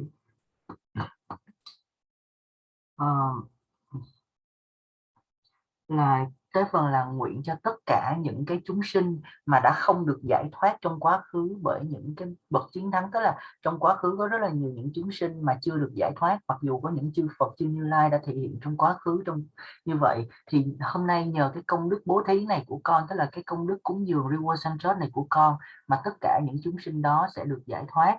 Và ngoài những cái chúng sinh đó ra thì như thầy nói là Riwo Sangchod không chỉ cúng dường cho những chư bổn tôn mà còn cúng dường cho rất là nhiều những chư Naga, chư tinh linh, chư thần địa phương, tất cả những chúng sinh vô hình, và nguyện cho tất cả những chúng sinh, những tinh linh vô hình nào mà đang ngự ở cái nơi chốn này, những tinh linh ngự trên mặt đất hay là đi trong hư không hay là ngự ở bên dưới mặt đất, thì tất cả những tinh linh này hãy luôn luôn nhờ vào cái cúng dường này mà hãy luôn luôn tỏ bày cái lòng yêu thương và bi mẫn đến cho tất cả chúng sinh. Hãy đừng bao giờ hãm hại chúng sinh mà hãy luôn luôn cứu giúp cho chúng sinh. Và cũng nguyện cho tất cả những tinh linh vô hình này sẽ có thể thực hành được giáo pháp của Đức Phật ngày và đêm. Thầy nói rằng là những tinh linh họ có khả năng họ thực hành được, và thậm chí khi chúng ta thực hành như là đọc tụng mantra Om Mani Padme Hum chẳng hạn, thì họ nghe được điều đó và họ biết được điều đó, thì nguyện cầu cho họ cũng có thể thực hành được Phật pháp ngày và đêm. Và sau đó là đến cái phần hồi hướng chung là nương nhờ công đức này nguyện cho tất cả chúng sinh sẽ đắc thành được hai bồ tư lương như thầy đã hướng giảng hồi nãy là công đức và trí tuệ. Và nhờ vào việc đắc thành công đức và trí tuệ thì nguyện họ đắc thành hai thánh thân, tức là đắc thành pháp thân và báo thân. Và nguyện rằng tất cả những cái sự cát tường vô cấu nhiễm, tức là những cái sự cát tường không bị ô nhiễm bởi bất cứ những cái hành động nào, sẽ được luôn luôn được trưởng dưỡng và sẽ giống như là những cái cây như ý luôn luôn đem lại những cái phúc lành cho chúng sinh và luôn luôn hoàn mãn tất cả những cái mong nguyện của chúng sinh. Và tất cả mong nguyện của chúng sinh được hoàn mãn như vậy thì nguyện rằng tất cả chúng sinh cũng sẽ được đắc thành Phật quả một cách bình đẳng và không có phân biệt một ai. Và như vậy là kết thúc cái phần Riwo Sangchod. Và thầy nói rằng là bản văn mật điển Riwo Sangchod này được khai phá ở một cái nơi gọi là Sangchod Rinpoche. Thì nếu mà nói về cái phương thì nó thuộc về phương Bắc, nó nằm ở cái vùng gọi là Sikkim ở ngay tại Ấn Độ, và cái vùng này thuộc về những cái vùng thuộc về Hy Mã Lạp Sơn, và được khám phá ra trong một hang động ở cái vùng Sangchod ở cái phía bắc này. Và như vậy là thầy đã ban truyền cho chúng ta xong cái phần Riwo Sangchod, và bây giờ thì thầy sẽ ban khẩu truyền cho chúng ta một cái bài tán thán ngắn đến Đức Diệu Âm Thiên Nữ. Đức Diệu Âm Thiên Nữ là một thực hành cũng thiên về trí tuệ, để đắc thành được trí tuệ thông thường và trí tuệ tối thượng. Và đặc biệt là những người mà họ yêu thích về văn thơ thì họ cũng thường tán thán đến Ngài, bởi vì Ngài là một vị bổn tôn của văn thơ, là khi mà với cái đàn mà Ngài cầm trên tay thì nó sẽ tạo ra rất là nhiều những cái âm hưởng du dương, cũng giống như trong những bài thơ có những cái ngôn từ rất là tuyệt, rất là đẹp và rất là làm lay động lòng người. Thì thầy sẽ ban truyền khẩu truyền ạ. Yes, Okay, so this is the complete. It's not very the long commentary. I mean, the long commentary. So this is kind of the short commentary for you guys to understand and to understand about the practice of Riwo Sangchod. Okay? Yeah. So thank you for joining in this Riwo Sangchod commentary. Dạ, thầy nói là như vậy là hoàn mãn cái phần gọi là giảng luận về Riwo Sangchod, thì có thể nói là không phải là dài dòng, nhưng mà có thể nói là không phải là